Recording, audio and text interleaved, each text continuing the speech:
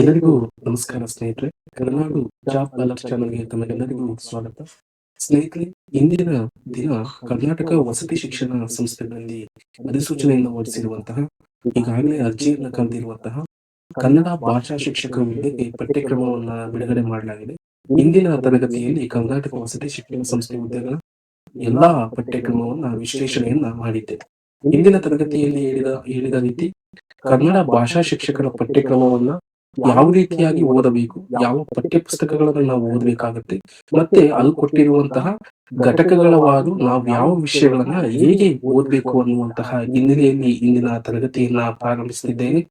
ಯಾರೆಲ್ಲ ನಮ್ಮ ಚಾನೆಲ್ ಅನ್ನ ಇಲ್ಲಿಯವರೆಗೂ ಸಹ ಸಬ್ಸ್ಕ್ರೈಬ್ ಮಾಡಿದ್ರು, ಈ ಸಬ್ಸ್ಕ್ರೈಬ್ ಮಾಡೋದ್ರ ಮುಖಾಂತರ ಇನ್ನೂ ಹೆಚ್ಚಿನ ತರಗತಿಗಳಿಗೆ ನಡೆಸಲು ಸಹಾಯ ಮಾಡಬೇಕಾಗಿ ಕೇಳ್ಕೊಳ್ತಾ, ಸ್ನೇಹಿತರೆ, ತರಗತಿಯನ್ನ ಪ್ರಾರಂಭಿಸೋಣ ಬನ್ನಿ. ಎಲ್ಲರಿಗೂ ಸ್ನೇಹಿತರೆ, ನನ್ನ ಹೆಸರು ಡಾಕ್ಟರ್ ಕೃಷ್ಣಮೂರ್ತಿಯ, ಸಹಾಯಕ ಪ್ರಾಧ್ಯಾಪಕ ಸಿಜಿ ಬೆಲ್ಲರ್ ಸರ್ಕಾರಿ ಪದವಿ ಪೂರ್ವ ಕಾಲೇಜು ಹಕ್ಕಿಯಾಳೂರು.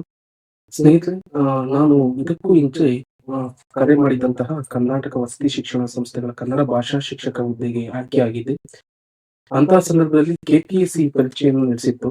ಕನ್ನಡ ಭಾಷಾ ಶಿಕ್ಷಕ ಹುದ್ದೆಗಳಿಗೆ ಒಂದು ಪತ್ರಿಕೆಯನ್ನ ನಿಗದಿ ಮಾಡಲಾಗಿತ್ತು. ಆ ಪತ್ರಿಕೆಯಲ್ಲಿ ಕನ್ನಡ ವಿಷಯದ ಕುರಿತು ಸಾಕಷ್ಟು ಪ್ರಶ್ನೆಗಳನ್ನ ಕೇಳಲಾಗಿತ್ತು. ನಾನು ಒಂದು ಸಿದ್ಧತೆಯನ್ನ ಮಾಡ್ಕೊಂಡಿದ್ದೆ ಈ ಓದೋದಕ್ಕೋಸ್ಕರ. ಆ ಸಿದ್ಧತೆಯ ಅನುಸಾರ ಕೆಲವೊಂದು ಪಟ್ಟಿಗಳನ್ನ ಮಾಡ್ಕೊಂಡಿರುವಂತಹದ್ದು, ಮತ್ತೆ ಆ ಓದುವಂತಹ ಪುಸ್ತಕಗಳ ಅನುಸಾರವಾಗಿ ಕನ್ನಡ ಸಹಾಯಕ ಪ್ರಾಧ್ಯಾಪಕ ಹುದ್ದೆಗೂ ಸಹ ನಾನು ಆಯ್ಕೆ ಆಗೋದಕ್ಕೆ ಸಹಾಯ ಆಯಿತು.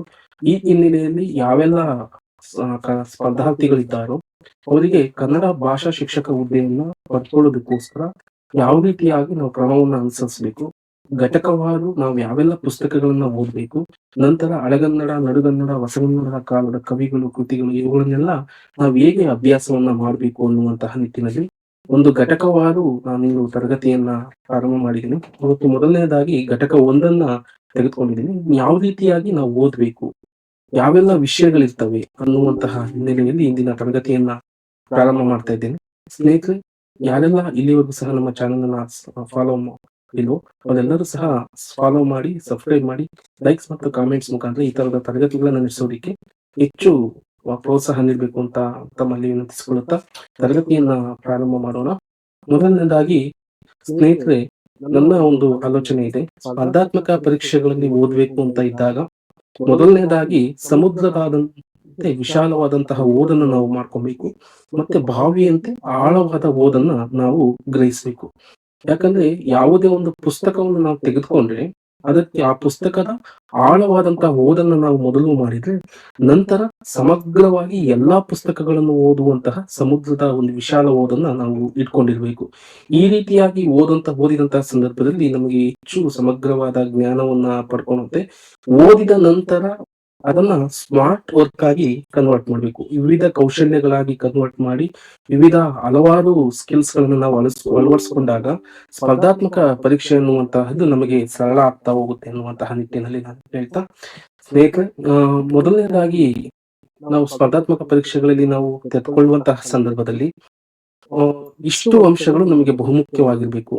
ಯಾವಾಗಲೂ ಸಹ ಧನಾತ್ಮಕವಾಗಿ ಆಲೋಚನೆ ಮಾಡುವಂತಹ, ಋಣಾತ್ಮಕ ಅಂಶಗಳನ್ನ ತೆಗೆದುಹಾಕುವ ಮುಖಾಂತರ ಆಲೋಚನೆಗಳಲ್ಲಿ ಇಷ್ಟು ಸಹ ನಾವು ಅಳವಡಿಸಿಕೊಂಡು ಯಾವತ್ತೂ ಸಹ ಅದನ್ನ ಪಾಸಿಟಿವ್ ಥಿಂಕಿಂಗ್ ಮುಖಾಂತರ ಹೋಗಬೇಕು. ಪಾಸಿಟಿವ್ ಥಿಂಕಿಂಗ್ ಅಂದ್ರೆ ಒಂದೇ ಇರೋದಿಲ್ಲ. ಧನಾತ್ಮಕವಾಗಿ ಚಿಂತನೆ ಮಾಡುವಂತಹ ಸಂದರ್ಭದಲ್ಲಿ ಕಾನ್ಫಿಡೆನ್ಸ್ ಅನ್ನುವಂತಹದಿರ್ಬೇಕು, ನಮ್ಮದೇ ಆದಂತಹ ಒಂದು ಆತ್ಮವಿಶ್ವಾಸವನ್ನ ರೂಢಿಸಿಕೊಳ್ಳುವಂತಹದಿರ್ಬೇಕು. ಸೋಲು ಬಂದಾಗ ಗೆಲುವನ್ನ ಪಡ್ಕೊಳ್ಳೋದಕ್ಕೋಸ್ಕರ ಮೋಟಿವೇಶನ್ ಅನ್ನುವಂತಹ ನಾವೇ ಸ್ವತಃ ಮೋಟಿವೇಶನ್ ಅನ್ನ ಮಾಡ್ಕೊಬೇಕು. ಬಿಲೀಫ್ನೆಸ್ ಇರಬೇಕು, ಎಂಥೋಯಿಸಮ್ ಇರಬೇಕು, ಇನ್ಸ್ಪಿರೇಷನ್, ಹ್ಯಾಪಿನೆಸ್, ಇವುಗಳ ಮುಖಾಂತರ ನಾವು ಸ್ಪರ್ಧಾತ್ಮಕ ಪರೀಕ್ಷೆಗಳನ್ನ ಸತತವಾಗಿ ಪ್ರಯತ್ನವನ್ನ ಮಾಡ್ತಾ ಹೋದಂತಹ ಸಂದರ್ಭದಲ್ಲಿ ಎಲ್ಲಾ ಹುದ್ದೆಗಳು ಸಹ ನಮಗೆ ಸರಳ ಆಗ್ತಾ ಹೋಗ್ತವೆ. ಪ್ರತಿಯೊಂದು ಹುದ್ದೆಯನ್ನು ಸಹ ನಾವು ಪಡ್ಕೊಂತ ಹೋಗ್ತಾ ನಮಗೆ ಆದಂತಹ ಒಂದು ಸಮಗ್ರವಾದಂತಹ ಜ್ಞಾನವನ್ನ ಪಡ್ಕೊಳ್ಳೋದಕ್ಕೆ ಅನುಕೂಲ ಆಗ್ತಾ ಹೋಗುತ್ತೆ.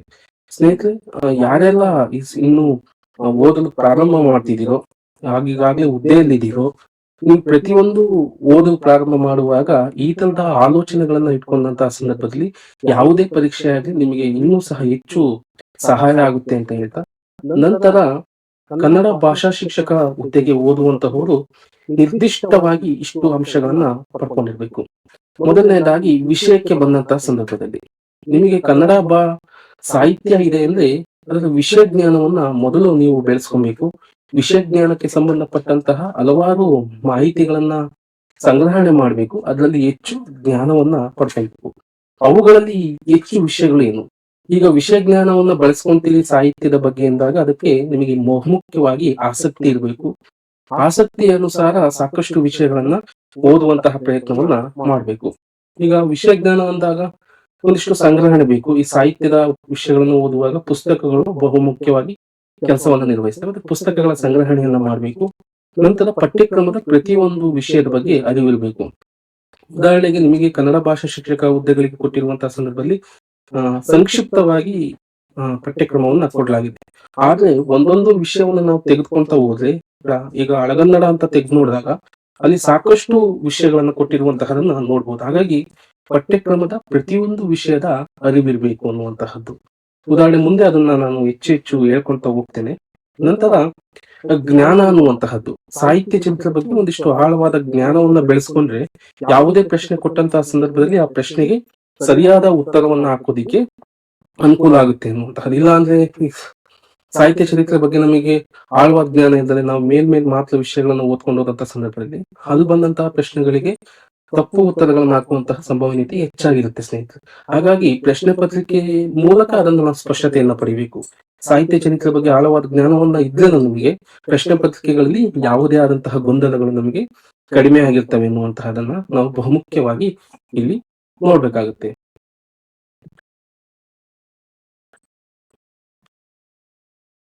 ನೋಡ್ಬೋದು ಈಗ ಕನ್ನಡ ಭಾಷಾ ಶಿಕ್ಷಕ ಹುದ್ದೆಗಳಿಗೆ ಇಟ್ಟಿರುವಂತಹದನ್ನ ಮೂರು ಘಟಕಗಳನ್ನ ಇಡಲಾಗಿದೆ.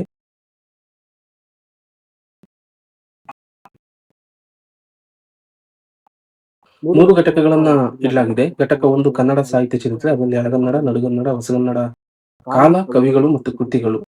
ಈ ಕನ್ನಡ ಸಾಹಿತ್ಯ ಚರಿತ್ರೆ ಅಂತ ಇದ್ದಾಗ ಇಲ್ಲಿ ಸಾಹಿತ್ಯ ಚರಿತ್ರೆ ಎಂದಾಗ ಸಾಕಷ್ಟು ಕವಿಗಳು ಬರ್ತವೆ ಮತ್ತು ಅವರು ಬರೆದಿರುವಂತಹ ಪುಸ್ತಕಗಳನ್ನ ನಾವು ನೋಡಬಹುದು.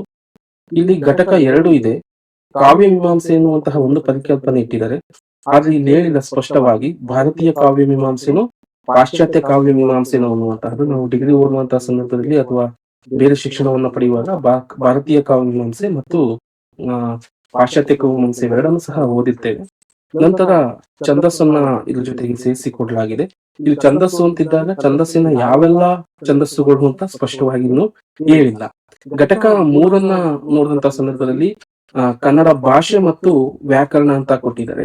ಕನ್ನಡ ಭಾಷೆ ಅಂತ ನಾವು ಓದುವಂತಹ ಸಂದರ್ಭದಲ್ಲಿ ಕನ್ನಡ ಭಾಷಾ ಚರಿತ್ರೆ ಬರುವಂತಹದ್ದು, ಭಾಷಾ ವಿಜ್ಞಾನ ಬರುವಂತಹದ್ದು, ನಂತರ ದ್ರಾವಿಡ ಭಾಷಾ ವಿಜ್ಞಾನ ಅನ್ನುವಂತಹದ್ದು ಮತ್ತೆ ತೌಲನಿಕ ದ್ರಾವಿಡ ಭಾಷಾ ವಿಜ್ಞಾನ ಅನ್ನುವಂತಹದ್ದು 4 ವಿಚಾರಗಳ ಹಿನ್ನೆಲೆಯಲ್ಲಿ ಭಾಷೆ ಎನ್ನುವಂತಹ ವಿಚಾರ ಕೆಲಸವನ್ನ ನಿರ್ವಹಿಸುತ್ತೆ ಈ ಸ್ಪರ್ಧಾತ್ಮಕ ದೃಷ್ಟಿಕೋನದಿಂದ ನೋಡುವಾಗ. ಹಾಗಾಗಿ ನಾವು ಪ್ರಶ್ನೆ ಪತ್ರಿಕೆಯನ್ನು ನೋಡಿದಾಗ ಈ 4 ಭಾಗಗಳಲ್ಲಿ ಪ್ರಶ್ನೆಗಳನ್ನ ಕೇಳಿರುವಂತಹದನ್ನು ನಾವು ನೋಡಬಹುದು.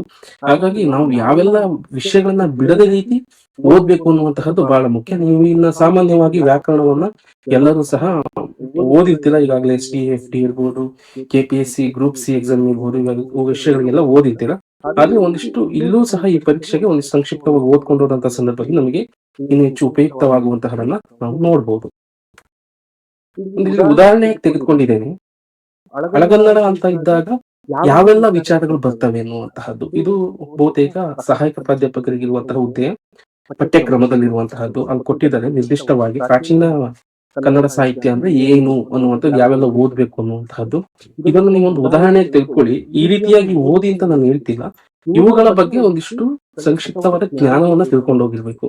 ಈ ವಿಚಾರ ಬಗ್ಗೆ ಕೇಳಬಾರ್ದು ಅಂತ ಏನಿಲ್ವಲ್ಲ. ದುರ್ವಿನಿತನ ಬಗ್ಗೆ ಇರ್ಬೋದು, ತಾಂಬೂಲಾಚಾರ್ಯನ ಬಗ್ಗೆ ಇರ್ಬೋದು, ಶ್ಯಾಮಕುಂದಾಚಾರ್ಯ, ಕವಿರಾಜ ಮಾರ್ಗ, ವಡ್ಡಾರ ಇವುಗಳ ಬಗ್ಗೆ ನಾನು ಕೇಳಬಾರ್ದು ಅಂತಿಲ್ವಲ್ಲ. ಈ ವಸ್ತುಕ ವರ್ಣಕ ಇರೋದ್ ಬಗ್ಗೆ ಎಲ್ಲ ಕೇಳ್ತಾನೆ, ಕೇಳ್ಬೇಕಾಗುತ್ತೆ. ಯಾಕಂದ್ರೆ ಇವೆಲ್ಲವೂ ಸಹ ಹಳಗನ್ನಡದಲ್ಲಿ ಬರುವಂತಹ ವಿಚಾರಗಳೇ ಹೌದು. ಹಾಗಾಗಿ ನೀವು ಯಾವುದೇ ವಿಷಯಗಳನ್ನ ತೆಗೆದುಕೊಂಡಾಗ ಅವನು ಸಂಕ್ಷಿಪ್ತವಾಗಿ ಕೊಟ್ಟಿದ್ದಾನೆ ಅಂದ್ರೆ ನಾವು ವಿಶಾಲವಾಗಿ ಯಾವುದೇ ವಿಷಯಗಳನ್ನ ಓದ್ಕೊಳ್ಳೋದಿಕ್ಕೆ ಸಹಾಯ ಆಗುತ್ತೆ. ಮುಂದೆ ನಿಮಗೆ ಆ ವಿಷಯಗಳನ್ನ ಸ್ಪಷ್ಟಪಡಿಸ್ತೇನೆ. ಯಾಕಂದ್ರೆ ಒಂದು ವಿಷಯವನ್ನ ನಾವು ತೆಗೆದುಕೊಂಡಂತಹ ಸಂದರ್ಭದಲ್ಲಿ ಅವನು ಯಾವೆಲ್ಲ ವಿಚಾರಗಳನ್ನ ಕೇಳ್ಬೋದು. ಯಾಕಂದ್ರೆ ಸಂಕ್ಷಿಪ್ತವಾಗಿ ಕೊಟ್ಟಿರುವಂತಹ ವಿಷಯ ವಿಶಾಲವಾದ ಅರ್ಥವನ್ನ ಸೂಚಿಸ್ತಾ ಇರುತ್ತೆ. ಹಾಗಾಗಿ ಮೊದಲನೇದಾಗಿ ಇಲ್ಲಿರುವಂತಹ ಎಲ್ಲಾ ವಿಚಾರಗಳ ಬಗ್ಗೆನೂ ಸಹ ನೀವು ಸಂಕ್ಷಿಪ್ತವಾಗಿ ತಿಳ್ಕೊಳ್ಳುವಂತಹ ಪ್ರಯತ್ನವನ್ನ ಮಾಡ್ಬೇಕಾಗತ್ತೆ. ಸ್ನೇಹಿತರೆ, ಮೊದಲಿಗೆ ಇಲ್ಲಿ ನೋಡಿ, ಪ್ರಾಚೀನ ಕನ್ನಡ ಸಾಹಿತ್ಯದಲ್ಲಿ ಚಂಪುವಿನ ಬಗ್ಗೆ ಸಾಕಷ್ಟು ಕೃತಿಗಳನ್ನ ಈಗಾಗಲೇ ಕೇಳಲಾಗಿದೆ. ಪುರಾಣದ ಬಗ್ಗೆ, ಕಾವ್ಯದ ಬಗ್ಗೆ, ಅಹಿಂಸೆಯ ಬಗ್ಗೆ ಈ ರೀತಿಯಾದಂತಹ ವಿಚಾರಗಳನ್ನ ಸಾಕಷ್ಟು ಈಗಾಗಲೇ ಕೇಳಲಾಗಿದೆ. ಮತ್ತು ರಾಜಾಶ್ರಯದ ಬಗ್ಗೆನೂ ಸಹ ಕೇಳಲಾಗಿದೆ. ಇನ್ನು ಕವಿಗಳ ಬಗ್ಗೆ ಅಂತೂ ಕೇಳಿರ್ತಾರೆ, ಅವ್ರ ಕೃತಿಗಳು ಮತ್ತು ಅವರ ವಿಚಾರಗಳ ಬಗ್ಗೆ ಕೇಳಿರುವಂತಹದ್ದು ನೋಡ್ಬೋದು. ಹಾಗಾಗಿ ಹಳಗನ್ನಡ ಅಂದ ತಕ್ಷಣನೇ ಇಷ್ಟು ವಿಚಾರಗಳನ್ನ ನಾವು ಬಹುತೇಕವಾಗಿ ನೋಡ್ಬೋದು. ಇನ್ನೊಂದು ಉದಾಹರಣೆಯನ್ನು ಹೇಳ್ತೇನೆ. ನಿಮಗಲ್ಲಿ ಶಾಸನಗಳು ಅನ್ನುವಂತಹದನ್ನ ಎಲ್ಲೂ ಸಹ ಸಿಲೆಬಸ್ ಅಲ್ಲಿ ಮೆನ್ಷನ್ ಮಾಡಿಲ್ಲ. ಆದ್ರೆ ನೀವು ಪ್ರಶ್ನೆ ಪತ್ರಿಕೆಗಳಲ್ಲಿ ಹೋದಾಗ ಶಾಸನಗಳ ಬಗ್ಗೆ ಪ್ರಶ್ನೆಗಳನ್ನ ಕೇಳ್ತಾನೆ. ಶಾಸನಗಳ ಬಗ್ಗೆ ಸಾಕಷ್ಟು ಪ್ರಶ್ನೆಗಳು ಇದ್ದೇ ಇರ್ತವೆ. ಅಂದ್ರೆ ಆಗ ಕೊಟ್ಟಿಲ್ಲ ಅಂತ ನಾವು ಪ್ರಶ್ನೆ ಮಾಡಕ್ಕಾಗೋದಿಲ್ಲ. ಅದು ಸಾಹಿತ್ಯದ ಒಂದು ಭಾಗವಾಗಿ ಬರುತ್ತೆ. ನಾವು ಪ್ರಾಚೀನ ಪೂರ್ವ ಸಾಹಿತ್ಯ ಅಂತ ಮಾತನಾಡುವಾಗ, ಪ್ರಾಚೀನ ಕನ್ನಡ ಸಾಹಿತ್ಯ ಅಂತ ಮಾಡುವಾಗ, ಹಳಗನ್ನಡ ಅಂತ ನಾವು ಮಾತನಾಡುವಾಗ ಈ ಎಲ್ಲಾ ಕಡೆಗಳಲ್ಲೂ ಸಹ ಏನಾಗುತ್ತೆ, ಪ್ರಶ್ನೆಗಳನ್ನ ಕೇಳುವಂತಹದನ್ನ ನಾವು ಒಂದು ನಿರ್ದಿಷ್ಟವಾಗಿ ಗಮನಿಸಬಹುದು. ಹಾಗಾಗಿ ಎಲ್ಲಾ ವಿಷಯಗಳನ್ನು ನಾವು ಬಹುಮುಖ್ಯವಾಗಿ ಪ್ರಮುಖ ಅಂತ ಯಾವ್ಯಾವೆಲ್ಲ ವಿಚಾರಗಳಿದಾವೋ ಅವೆಲ್ಲವನ್ನೂ ಸಹ ಓದ್ಬೇಕಾದಂತಹದ್ದು ಅತ್ಯಂತ ಹೆಚ್ಚು ತೂಗ್ತಿದೆ. ಮುಂದಿನ ವಿಚಾರಕ್ಕೆ ಹೋಗೋಣ. ಈಗ ಹಳಗನ್ನಡ ಓದಲು ನಾವು ಅನುಸರಿಸಬೇಕಾದಂತ ಯಾವೆಲ್ಲ ಕ್ರಮಗಳನ್ನು ನಾವು ತಿಳ್ಕೊಬೇಕು ಅನ್ನುವಂತಹದ್ದು ಒಂದಿಷ್ಟು ಬಹುಮುಖ್ಯವಾಗಿ ಪಾಯಿಂಟ್ಸ್ ಗಳನ್ನ ನಾನು ಇಲ್ಲಿ ಮಾಡಿದ್ದೇನೆ. ಯಾವುದೆಲ್ಲ ವಿಚಾರಗಳನ್ನ ಓದ್ಬೇಕಾಗುತ್ತೆ ಎನ್ನುವಂತಹದನ್ನ. ಮೊದಲನೇದಾಗಿ ಕನ್ನಡ ಪ್ರಾಚೀನತೆಯ ಬಗ್ಗೆ ಅರಿವು. ಕನ್ನಡ ಸಾಹಿತ್ಯ ಅಥವಾ ಕನ್ನಡ ಭಾಷೆ ಅಥವಾ ಕನ್ನಡದ ಮೊದಲು ಅನ್ನುವಂತಹದ್ದು ಹೇಗೆ ಪ್ರಾರಂಭ ಆಯ್ತು ಅನ್ನುವುದನ್ನು ನಾವು ಕನ್ನಡ ಪ್ರಾಚೀನತೆಯ ಬಗ್ಗೆ ಅರಿವನ್ನು ನಾವು ತಿಳ್ಕೊಳ್ತೇವೆ. ಅಶೋಕನ ಶಾಸನದಿಂದ ಹಿಡ್ಕೊಂಡು ಇಲ್ಲಿಯವರೆಗೂ ಸಹ ನಾವು ಸಾಕಷ್ಟು ಸಂಶೋಧನೆಗಳನ್ನು ಮಾಡಲಾಗಿದೆ.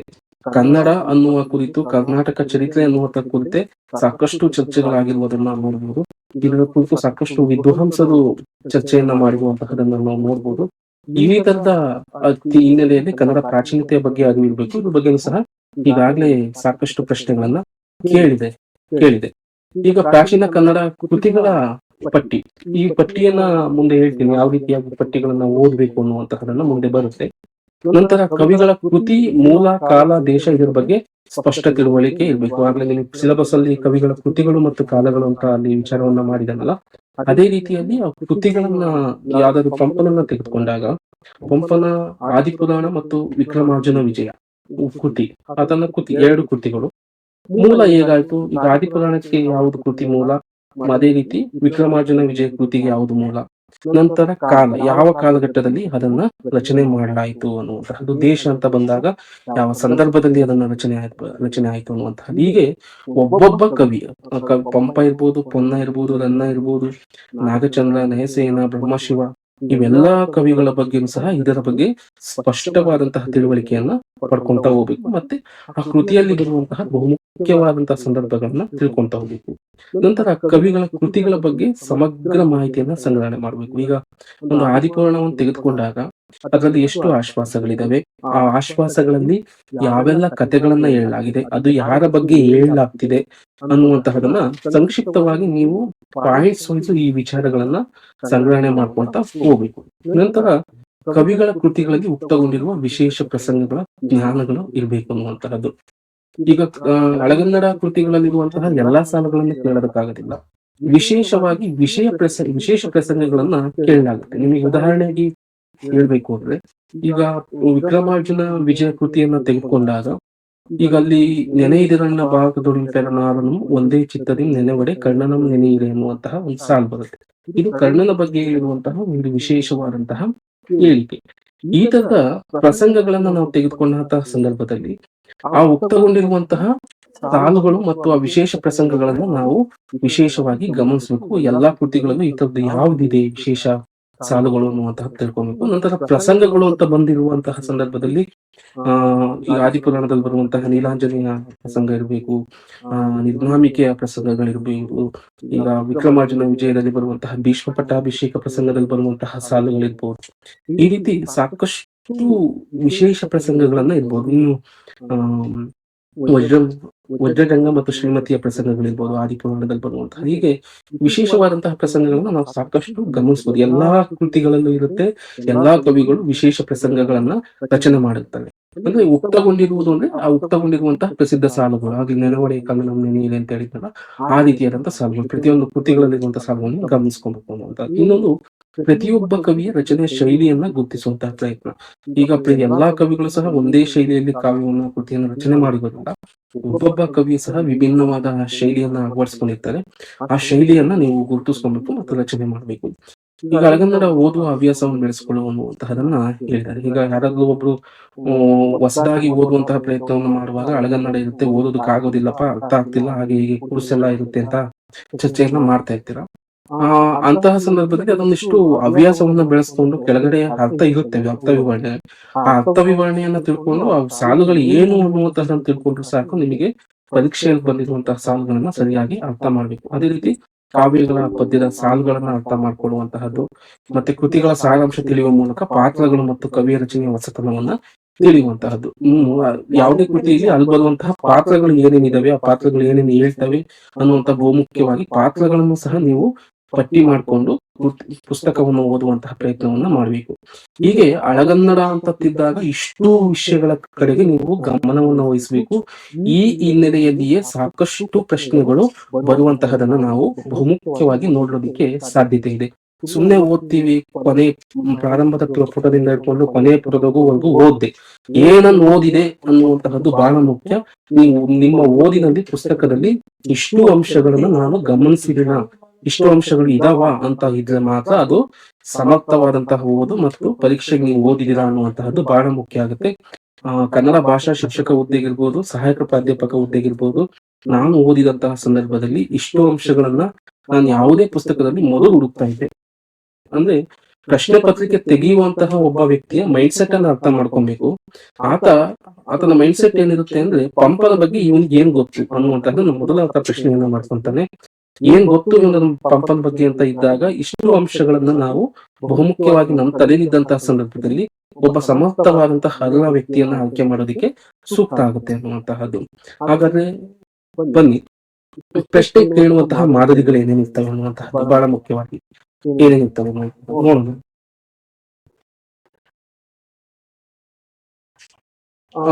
ಕವಿಗಳ ಬಿರುದುಗಳ ಬಗ್ಗೆ ಸಹ ಕೇಳ್ತಾರೆ.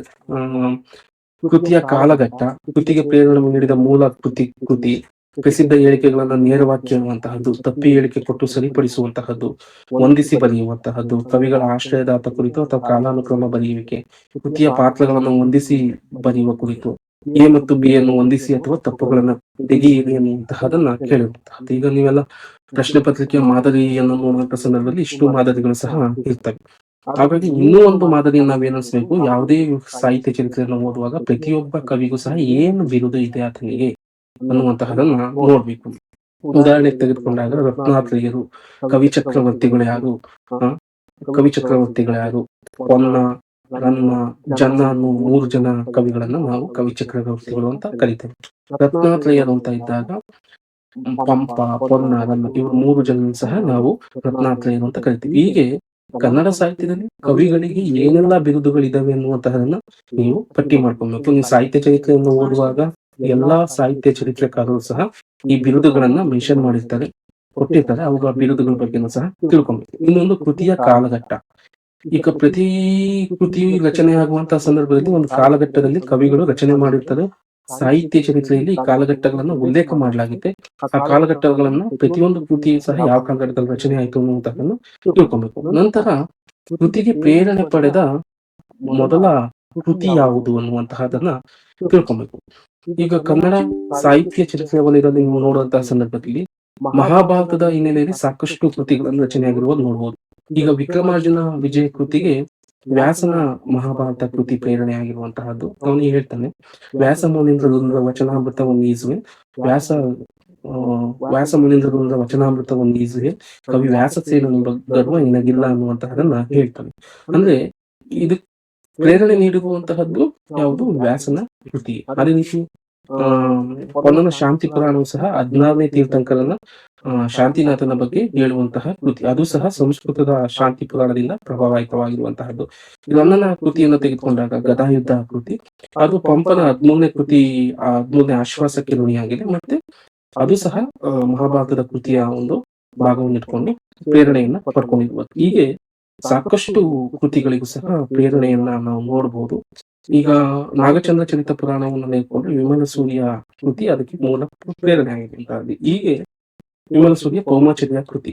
ಹೀಗೆ ಸಾಕಷ್ಟು ಕೃತಿಗಳ ಪ್ರೇರಣೆ ಯಾವುದಿದೆ ಎನ್ನುವುದನ್ನು ಹಳೆಗನ್ನಡದ ಸಂದರ್ಭದಲ್ಲಿ ನಾವು ಬಹುಮುಖ್ಯವಾಗಿ ಗಮನಿಸಬೇಕಾಗಿರುವಂತಹದ್ದು. ನಂತರ ಪರೀಕ್ಷೆಗಳಲ್ಲಿ ಇನ್ನೊಂದು ಏನ್ ಮಾಡ್ತಾನೆ ಅಂದ್ರೆ ಪ್ರಸಿದ್ಧ ಹೇಳಿಕೆಗಳನ್ನ ನೇರವಾಗಿ ಕೇಳ್ಬಿಡ್ತಾನೆ. ಯಾವ್ದಾದ್ರು ಒಬ್ಬ ಕವಿ ಈಗ ಮಾನವ ಜಾತಿ ತಾನೊಂದೇ ಒಲಂ ಅಂತ ಪಂಪ ಹೇಳಿದಾನೆ. ಆತ ಒಂದು ಸಾಮಾನ್ಯವಾಗಿ ಹೇಳಿರುವಂತಹದ್ದು. ಅದೇ ರೀತಿ ಸಾಕಷ್ಟು ಹೇಳಿಕೆಗಳನ್ನ ನೀವು ನೋಡ್ಬೋದು. ಆ ತರದ ಪ್ರಸಿದ್ಧ ಹೇಳಿಕೆಗಳನ್ನ ನೇರವಾಗಿ ಕೇಳುವಂತಹ ಪ್ರಯತ್ನವನ್ನ ಯಾರು ಪ್ರಶ್ನೆ ಕೇಳುಗರಂತವರು ಹೆಚ್ಚಾಗಿ ಗಮನಿಸಿರುವಂತಹದ್ದು ನಾವು ನೋಡ್ಬೋದು. ನೀವು ಉದಾಹರಣೆಯಾಗಿ ತೆಗೆದುಕೊಂಡಾಗ ಕುಲಮನೆ ಮನ್ನ ಮುಗ್ಗಡಿಪಿದೆ ಎನ್ನುವಂತಹ ಕೇಳುವಂತಹ ಕುಲದ ಬಗ್ಗೆ ಕೇಳುವಂತಹ ಸಾಕಷ್ಟು ಪ್ರಶ್ನೆಗಳಿರ್ಬೋದು. ಯಾಕೆಂದ್ರೆ ಕುಲದ ಕುರಿತು ಅಲ್ಲಿ ಪಂಪ ವಿಕ್ರಮಾರ್ಜುನ ಕೃತಿಯಲ್ಲಿ ಪಂಪ ಅತಿ ಬಹುಮುಖ್ಯವಾಗಿ ಚರ್ಚೆಯನ್ನ ಮಾಡಿದ್ದಾನೆ. ಈ ರೀತಿ ಸಾಕಷ್ಟು ಪ್ರಶ್ನೆಗಳನ್ನ ಕೇಳುವಂತಹದನ್ನ ನೋಡ್ಬೋದು. ಇಲ್ಲ ಅಂದ್ರೆ ಗದಾ ಯುದ್ಧಕ್ಕೆ ಬಂದ್ರೆ ಕುಲುಕುಲ್ ಕುಲುಕುಲನು ಅರ್ಕನು ಅಸ್ತಮೀರಿದರು ಅನ್ನುವಂತಹ ಪ್ರಶ್ನೆ ಇರ್ಬೋದು. ಅಂದ್ರೆ ಈ ತರದ ಪ್ರಸಿದ್ಧ ಸಂದರ್ಭದ ಹೇಳಿಕೆಗಳನ್ನ ನೇರವಾಗಿ ಕೇಳುವಂತಹದ್ದು ನೋಡ್ಬೋದು. ಹಾಗಾಗಿ ಪ್ರತಿಯೊಂದು ಕೃತಿಯನ್ನು ಓದುವಾಗ ಸಾಹಿತ್ಯ ಚರಿತ್ರೆಕಾರರು ಒಬ್ಬ ಕವಿಯನ್ನ ಪ್ರಸ್ತುತ ಪಡುವಂತಹ ಸಂದರ್ಭದಲ್ಲಿ ಆ ಕೃತಿಯಲ್ಲಿ ಯಾವೆಲ್ಲ ಸಾಲುಗಳು ಬಹುಮುಖ್ಯವಾಗಿ ಬರ್ತವೆ ಅನ್ನುವಂತಹದನ್ನ ಚರ್ಚೆ ಮಾಡಿರ್ತಾರೆ. ಅಂತ ಸಾಲುಗಳನ್ನು ನೀವು ಗಮನಿಸಬೇಕಾಗುತ್ತೆ ಅಂತ. ನಂತರ ತಪ್ಪು ಹೇಳಿಕೆ ಕೊಟ್ಟು ಸರಿಪಡಿಸುವಂತಹ ಮಾದರಿಯನ್ನ ನೋಡ್ಬೋದು. ವಂದಿಸಿ ಬರೆಯಿರಿ ಕೃತಿಗಳ ಬಗ್ಗೆ ಕೊಟ್ಟಿರುವಂತಹದ್ದು. ಕವಿಗಳ ಆಶ್ರಯದಾತ ಕುರಿತು ಅಥವಾ ಕಾಲಾನುಕ್ರಮ ಬರೆಯಬೇಕು. ಕವಿಗಳ ಆಶ್ರಯದಾತ ಯಾರಿರ್ತಾರೆ ಎನ್ನುವಂತಹದ್ರ ಬಗ್ಗೆ ಸಹ ಸಾಕಷ್ಟು ಕೊಡೋದು ನೋಡ್ಬೋದು. ಈಗ ಕವಿರಾಜ ಮಾರ್ಗ ಕೃತಿಯನ್ನ ತೆಗೆದುಕೊಂಡಾಗ ಅಲ್ಲಿ ನೃಪತುಂಗ ಶ್ರೀ ವಿಜಯನಿಗೆ ಆಶ್ರಯದಾತನಾಗಿದ್ದ. ಅದೇ ರೀತಿ ಪಂಪನಿಗೆ ಈ ಸಂದರ್ಭದಲ್ಲಿ ಹರಿಕೇಸರಿ ಆಶ್ರಯದಾತನಾಗಿದ್ದ. ಈ ಮತ್ತೆ ಮೂರನೇ ಕೃಷ್ಣ ಪೊನ್ನನಿಗಾಗಿದ್ದ. ಅದೇ ರೀತಿ ಇರುವ ಬೇಡಂಗ ನನ್ನನಿಗಾಗಿದ್ದ. ಹೀಗೆ ಆಶ್ರಯದಾತ ಒಬ್ಬೊಬ್ಬ ಕವಿಗೆ ಆಶ್ರಯದಾತ ಇರ್ತಾನೆ. ಅವನ ಆಶ್ರಯದಾತ ಬಗ್ಗೆ ಸಹ ನೀವು ಗಮನ ವಹಿಸಬೇಕಾಗುತ್ತೆ. ನಂತರ ಕೃತಿಯ ಪಾತ್ರಗಳ ಬಗ್ಗೆನೂ ಸಹ ಪ್ರಶ್ನೆಯನ್ನ ಕೇಳುವಂತಹದನ್ನ ನೋಡಬಹುದು. ಯಾವ್ಯಾವೆಲ್ಲ ಪಾತ್ರಗಳು ಬರ್ತವೆ ಎನ್ನುವಂತಹದನ್ನ ಕೇಳುವಂತಹದ್ದು. ಹಾಗಾಗಿ ಪ್ರತಿಯೊಂದು ಕೃತಿಯಲ್ಲೂ ಸಹ ಪಾತ್ರಗಳು ಬಹುಮುಖ್ಯವಾಗಿ ಬರ್ತವೆ. ಆ ಪಾತ್ರಗಳನ್ನ ನೀವು ಪಟ್ಟಿ ಮಾಡಿಕೊಂಡು ಕೇಳುವಂತಹದ್ದು. ಈಗ ನಾಗವರ್ಮನ ಕರ್ನಾಟಕ ಕಾದಂಬರಿಯನ್ನ ತೆಗೆದುಕೊಂಡಾಗ ಅಲ್ಲಿ ಮಹಾಶ್ವೇತೆ ಬಗ್ಗೆ ಕೇಳುವಂತಹದ್ದು, ಕಾದಂಬರಿಯ ಬಗ್ಗೆ ಬರುವಂತಹ ಪಾತ್ರಗಳಿರ್ಬೋದು. ಇವನ್ನೆಲ್ಲವೂ ಸಹ ನೀವು ಗಮನವಿಟ್ಟು ಬಹುಮುಖ್ಯವಾಗಿ ಅವುಗಳ ಬಗ್ಗೆ ಪಟ್ಟಿ ಮಾಡ್ಕೊಬೇಕಾಗುತ್ತೆ ಅಂತ. ಮತ್ತೆ ಎ ಮತ್ತು ಬಿ ಅನ್ನು ಹೊಂದಿಸಿ ತಪ್ಪುಗಳನ್ನ ಬರೀರಿ ಎನ್ನುವಂತಹದ್ದು. ಈ ಮಾದರಿಯಲ್ಲಿ ಪ್ರಶ್ನೆಗಳನ್ನ ಕೇಳುವಂತಹದ್ದು. ನೀವು ಈ ಪ್ರಶ್ನೆ ಕೇಳುವಂತಹ ಮಾದರಿಯನ್ನ ನಿಮ್ ತಲೆಯಲ್ಲಿ ಏನಾದ್ರು ಇತ್ತು ಅಂದ್ರೆ ನೀವು ಓದುವಂತಹ ಸಂದರ್ಭದಲ್ಲಿ ಇವೆಲ್ಲ ಅಂಶಗಳು ನಿಮಗೆ ಆಗಲೇ ಉಟ್ಕೊಳ್ಳುವಂತಹದನ್ನ ನೀವು ಓದುವಂತಹ ಸಂದರ್ಭದಲ್ಲಿ ಇವೆಲ್ಲಾ ಅಂಶಗಳು ನಿಮ್ ತಲೆಯಲ್ಲಿ ಬರ್ತಾ ಹೋಗ್ತವೆ. ಇವನ್ನೆಲ್ಲ ಓದಿದಂತ ಸಂದರ್ಭದಲ್ಲಿ ಪುಸ್ತಕದ ಎಲ್ಲಾ ಅಂಶಗಳನ್ನು ನೀವು ಬಹುಮುಖ್ಯವಾಗಿ ಗಮನಿಸ್ತಾ ಹೋಗ್ಬೋದು ಅನ್ನುವಂತಹದ್ದು. ನಂತರ ಕೃತಿಗಳು ಮತ್ತು ಕಾಲಗಳು ಅನ್ನುವಂತಹದನ್ನ ಕೇಳಿದಾನೆ. ನೀವು ನೋಡಿ, ಇದು ರಮಶ್ರೀ ಮುಗುಳಿಯವರ ಕನ್ನಡ ಸಾಹಿತ್ಯ ಚರಿತ್ರೆಯಲ್ಲಿರುವಂತಹ ಪುಸ್ತಕದ ಕವಿಗಳು ಮತ್ತು ಕೃತಿಗಳ ಪಟ್ಟಿ. ಯಾರ್ಯಾರೆಲ್ಲ ಈಗ ಕನ್ನಡ ಭಾಷಾ ಶಿಕ್ಷಕರ ಹುದ್ದೆಗಳಿಗೆ ಓದ್ತಾ ಇದೀರೋ ಈ ಪಟ್ಟಿಯನ್ನು ಒಂದು ಪ್ರಿಂಟ್ ಔಟ್ ತೆಗೆದುಕೊಂಡು ಒಂದು ಗೋಡೆಯ ಮೇಲೆ ಅಥವಾ ವಿಶೇಷವಾಗಿ ನಿಮ್ಮ ಪುಸ್ತಕದಲ್ಲಿ ಇಟ್ಕೊಳ್ಳುವಂತಹದ್ದು ಒಳ್ಳೆಯದು. ಒಂದಲ್ಲ 10 ಸರಿ ಈ ಪಟ್ಟಿಯನ್ನ ಗಮನಿಸಿ ಯಾರ್ಯಾರು ಯಾವ ಕಾಲಘಟ್ಟದಲ್ಲಿ ಈ ಕೃತಿಯನ್ನ ಬರೆದಿದ್ದಾರೆ ಎನ್ನುವಂತಹದ್ದು. ಮೊದಲನೇದಾಗಿ ಇಲ್ಲಿ ನೋಡಿ, ಸೂಕ್ಷ್ಮವಾಗಿ ಈ ಪಟ್ಟಿಯಲ್ಲಿಯೇ ಸಹ ನಿಮಗೆ ಸಾಕಷ್ಟು ಪ್ರಶ್ನೆಗಳು ಬರ್ತವೆ. ಒಂದು 10 ಪ್ರಶ್ನೆಗಳನ್ನ ಇದೇ ಪಟ್ಟಿಯಲ್ಲಿ ನೀವು ಹುಟ್ಟಾಕ್ಬಹುದು. ನೋಡಿ, ಗ್ರಂಥಕಾರ ಯಾರು, ಆತನ ಕಾಲ ಯಾವುದು, ಮತ ಯಾವುದು, ಗ್ರಂಥ ಸ್ವರೂಪ ಅಂತ ಕೇಳಿದಾನೆ. ಈ ಹಿನ್ನೆಲೆಯಲ್ಲಿ ಸಾಕಷ್ಟು ಪ್ರಶ್ನೆಗಳನ್ನ ಕೇಳುವಂತಹದನ್ನ ನಾವು ನೋಡ್ಬೋದು ಅನ್ನುವಂತಹದ್ದು. ನೀವೇನಾದ್ರೂ ಮುಂದೆ ಅಬ್ಜೆಕ್ಷನ್ ಹಾಕ್ಬೇಕು ಅಂದ್ರೆ ಪರೀಕ್ಷೆಯ ಸಂದರ್ಭದಲ್ಲಿ ತಪ್ಪಾಗಿದೆ ಅಂದ್ರೆ ಈ ಕೃತಿಯನ್ನು ಇಟ್ಕೊಂಡು ಅಬ್ಜೆಕ್ಷನ್ ಹಾಕಿದ್ರೆ ಯಾವುದೇ ಕಾರಣಕ್ಕೂ ಅದನ್ನ ಸರಿ ಮಾಡ್ಕೊಡ್ಬೇಕಾಗುತ್ತೆ. ಅದ್ರ ಬಗ್ಗೆ ಎರಡನೇ ಮಾತಿಲ್ಲ. ಹಾಗಾಗಿ ಇದನ್ನ ನೀವು ರೆಫರ್ ಮಾಡಿ ಈ ಪಟ್ಟಿಯನ್ನ ಒಂದು 10 ಸತಿ ಓದಿ ಪರೀಕ್ಷೆ ಹಿಂದಿನ ಸರಿನೂ ಓದ್ಕೊಂಡು ಹೋಗಿ ಈ ಪಟ್ಟಿಗಳಿರುವಂತಹ ಮೇಲೆ ಸಾಕಷ್ಟು ಪ್ರಶ್ನೆಗಳನ್ನ ಕೇಳಲಾಗುತ್ತೆ. ನೀವು ನೋಡ್ಬೋದು, ಉದಾಹರಣೆಗೆ ದುರ್ವಿನಿತನ ಬಗ್ಗೆ ಕೇಳಲಾಗಿದೆ. ಆತನ ಕಾಲದ ಬಗ್ಗೆ ನೋಡ್ಬೋದು, ಸುಮಾರು 600. ಮತ ಯಾವುದು ಅಂತಿದ್ರೆ ಜೈನ ಅನ್ನುವಂಥದ್ದನ್ನ ನೋಡ್ಬೋದು. ಬೃಹತ್ಕತೆ, ಕಿರಾತಾರ್ಜುನ ಟೀಕೆ, ಶಬ್ದಾವತಾರ ಈ ತರದ ಕೃತಿಗಳನ್ನ ಬರೆದಿರುವಂತಹದ್ದು ನೋಡ್ಬೋದು. ಅಂದ್ರೆ ಇಲ್ಲಿವರೆಗೂ ಸಹ ಕೃತಿ ಗೊತ್ತಿಲ್ಲ. ಗೊತ್ತಿಲ್ಲ. ಇಲ್ಲಿವರೆಗೂ ಸಹ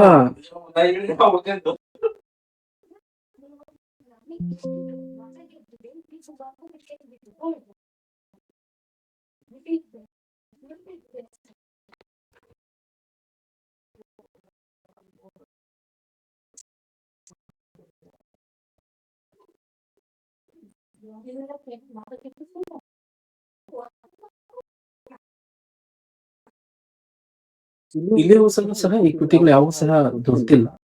ಈ ನೆಲೆಯಲ್ಲಿ ನೋಡಿದಂತ ಸಂದರ್ಭದಲ್ಲಿ ನೀವು ಆ ಕಾಲವನ್ನ ಏನಾದ್ರು ಕೇಳಿದ್ರೆ ಸುಲ್ಮಿನಿ ತನ್ನ ಕಾಲ ಯಾವ್ದು ಹುಟ್ಟಿದ್ರೆ ನೀವು ಸುಮಾರು ಕ್ರಿಸ್ತಶಕ 600 ಅಂತ ಹಾಕ್ಬೋದು. ಆತನ ಕೃತಿಗಳು ಯಾವುದು ಅಂತ ನೀವು ತೆಗೆದುಕೊಂಡಂತಹ ಸಂದರ್ಭದಲ್ಲಿ ಬೃಹತ್ ಕಥೆ, ಕಿರುತಾರ್ಜನೆಯ ಟೀಕೆ, ಶಬ್ದಾವತಾರ ಕೃತಿಗಳನ್ನ ನೋಡ್ಬೋದು. ಒಟ್ಟು 3 ಕೃತಿಗಳನ್ನ ಬರೆದಿರುವಂತಹದನ್ನ ನಾವು ಬಹುಮುಖ್ಯವಾಗಿ ಗಮನಿಸಬಹುದು ಅಂತ. ಹಾಗಾಗಿ ಈ ಪಟ್ಟಿಯನ್ನು ಸಮಗ್ರವಾಗಿ ಓದ್ಕೊಳ್ಳಿ. ಇದರಲ್ಲೂ ನಿಮಗೆ ಇಷ್ಟು ಯಾವ್ಯಾವ ಕವಿಗಳು ಕೃತಿಗಳನ್ನು ಬರೆದಿದ್ದಾರೆ ಎನ್ನುವಂತಹದ್ದು ಗೊತ್ತಾಗುತ್ತೆ. ಇದರ ಬಗ್ಗೆ ಹೆಚ್ಚಿನ ವಿಷಯಗಳನ್ನು ಓದುವಾಗ ಸಾಹಿತ್ಯ ಚರಿತ್ರೆಯನ್ನು ಓದುವಾಗ ನಿಮಗೆ ಹೆಚ್ಚು ನಿಮಗೆ ವಿಚಾರಗಳು ತಿಳ್ಕೊಂತ ಹೋಗ್ತವೆ. ನೋಡ್ಬೋದು ಇಲ್ಲಿ ಕವಿರಾಜ ಮಾರ್ಗ ಕೃತಿಯಲ್ಲಿ ಬರುವಂತಹ ಕವಿಗಳ ಬಗ್ಗೆನೂ ಇದೆ. ವಿಮಲೋದಯ, ನಾಗಾರ್ಜುನ, ಜಯಬಂಧು ಅನ್ನುವಂತಹ, ಶ್ರೀ ವಿಜಯ, ಕವೀಶ್ವರ, ಪಂಡಿತ, ಚಂದ್ರ, ಲೋಕಪಾಲ ಇತ್ಯಾದಿ. ಅದರಲ್ಲಿ ಗದ್ಯ ಕವಿಗಳು, ಪದ್ಯ ಕವಿಗಳು ಅಂತ ಬರ್ತಾರೆ. ಆ ಕವಿಗಳ ಬಗ್ಗೆನೂ ಸಹ ಸಾಕಷ್ಟು ಇಲ್ಲಿವರೆಗೂ ಸಹ ಪ್ರಶ್ನೆಗಳು ಬಂದಿರುವಂತಹ ನೋಡಬಹುದು. ಎಲ್ಲವೂ ಸಹ ಕವಿಗಳ ಪಟ್ಟಿ. ಈ ಪಟ್ಟಿಗಳನ್ನು ಎಲ್ಲರೂ ಸಹ ಗಮನಿಸಿ ಈ ಪಟ್ಟಿಗಳ ಕುರಿತು ಹೆಚ್ಚು ತಿಳಿದುಕೊಳ್ಳುವಂತಹ ಪ್ರಯತ್ನವನ್ನು ಮಾಡಿ. ಉದಾಹರಣೆಗೆ ನೋಡ್ಬೋದು, ಇಲ್ಲಿವರೆಗೂ ನಾವು ಚರ್ಚೆ ಮಾಡಿದ ಪ್ರಕಾರ ಯಾವ ರೀತಿ ಪ್ರಶ್ನೆ ಬರ್ತವೆ ಅನ್ನುವಂತಹದನ್ನು ನೋಡುವಾಗ, ಪ್ರಶ್ನೆಗಳನ್ನು ನೋಡುವಾಗ ನೋಡಿ, ಇಲ್ಲಿ ನೇರವಾಗಿ ಇದು ಕನ್ನಡ ಭಾಷಾ ಶಿಕ್ಷಕರ ಹುದ್ದೆಗಳಿಗೆ ಬಂದಿರುವಂತಹ ಒಂದು ಪ್ರಶ್ನೆ ಪತ್ರಿಕೆಯ ಪ್ರಶ್ನೆಗಳು. ನೋಡಿ, ಶಾಂತಿ ಪುರಾಣವನ್ನ ಯಾರು ಬಂದಿದ್ದಾರೆ ಅಂತ ಪ್ರಶ್ನೆಯನ್ನ ನೇರವಾಗಿ ಕೇಳಲಾಗಿದೆ. ಕೃತಿ ಬಗ್ಗೆ ತುಂಬಾ ಸರಳವಾದ ಪ್ರಶ್ನೆ. ಶಾಂತಿ ಪುರಾಣವನ್ನು ಯಾರು ಬರೆದಿದ್ದಾರೆ, ಗದಾಯುದ್ಧವನ್ನು ಯಾರು ಬರೆದಿದ್ದಾರೆ, ಪಂಚತಂತ್ರ ಕೃತಿಯನ್ನು ಯಾರು ಬರೆದಿದ್ದಾರೆ, ಹರಿಶ್ಚಂದ್ರ ಕಾವ್ಯವನ್ನು ಯಾರು ಬರೆದಿದ್ದಾರೆ.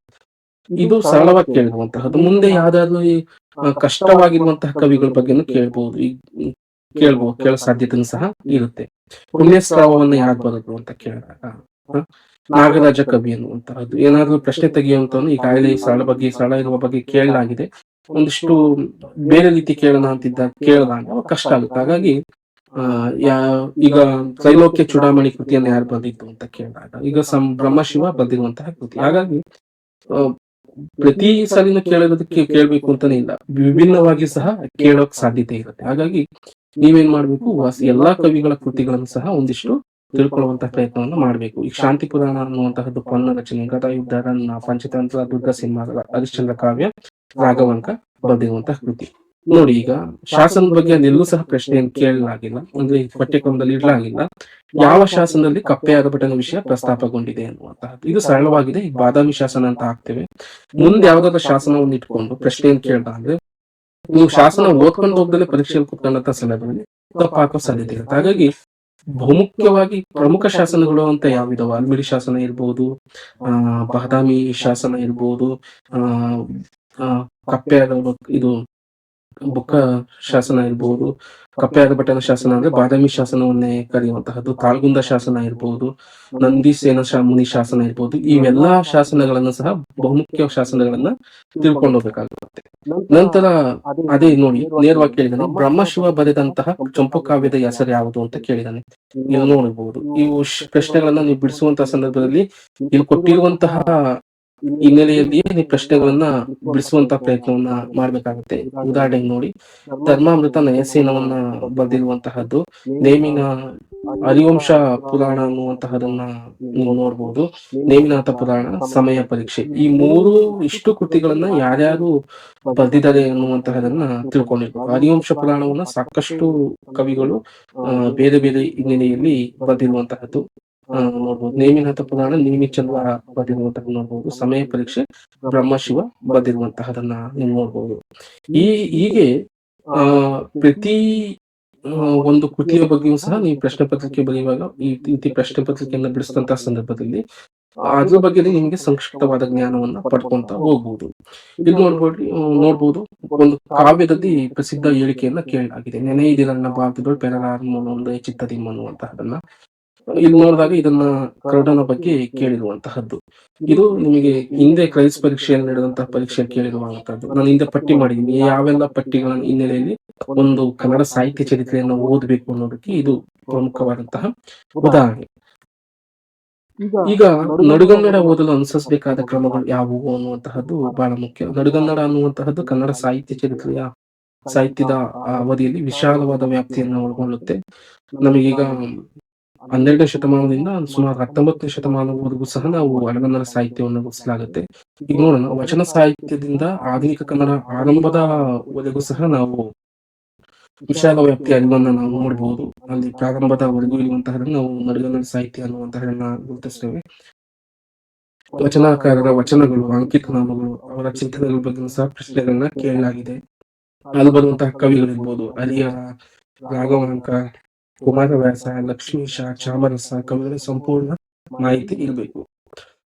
ನಂತರ ದಾಸ ಸಾಹಿತ್ಯದಲ್ಲಿ ಕನಕದಾಸ, ಪುರಂದರದಾಸ ಇತ್ಯಾದಿ ದಾಸರ ಬಗ್ಗೆ ಪ್ರಮುಖ ವಿಷಯಗಳನ್ನು ಓದಬೇಕಾಗತ್ತೆ.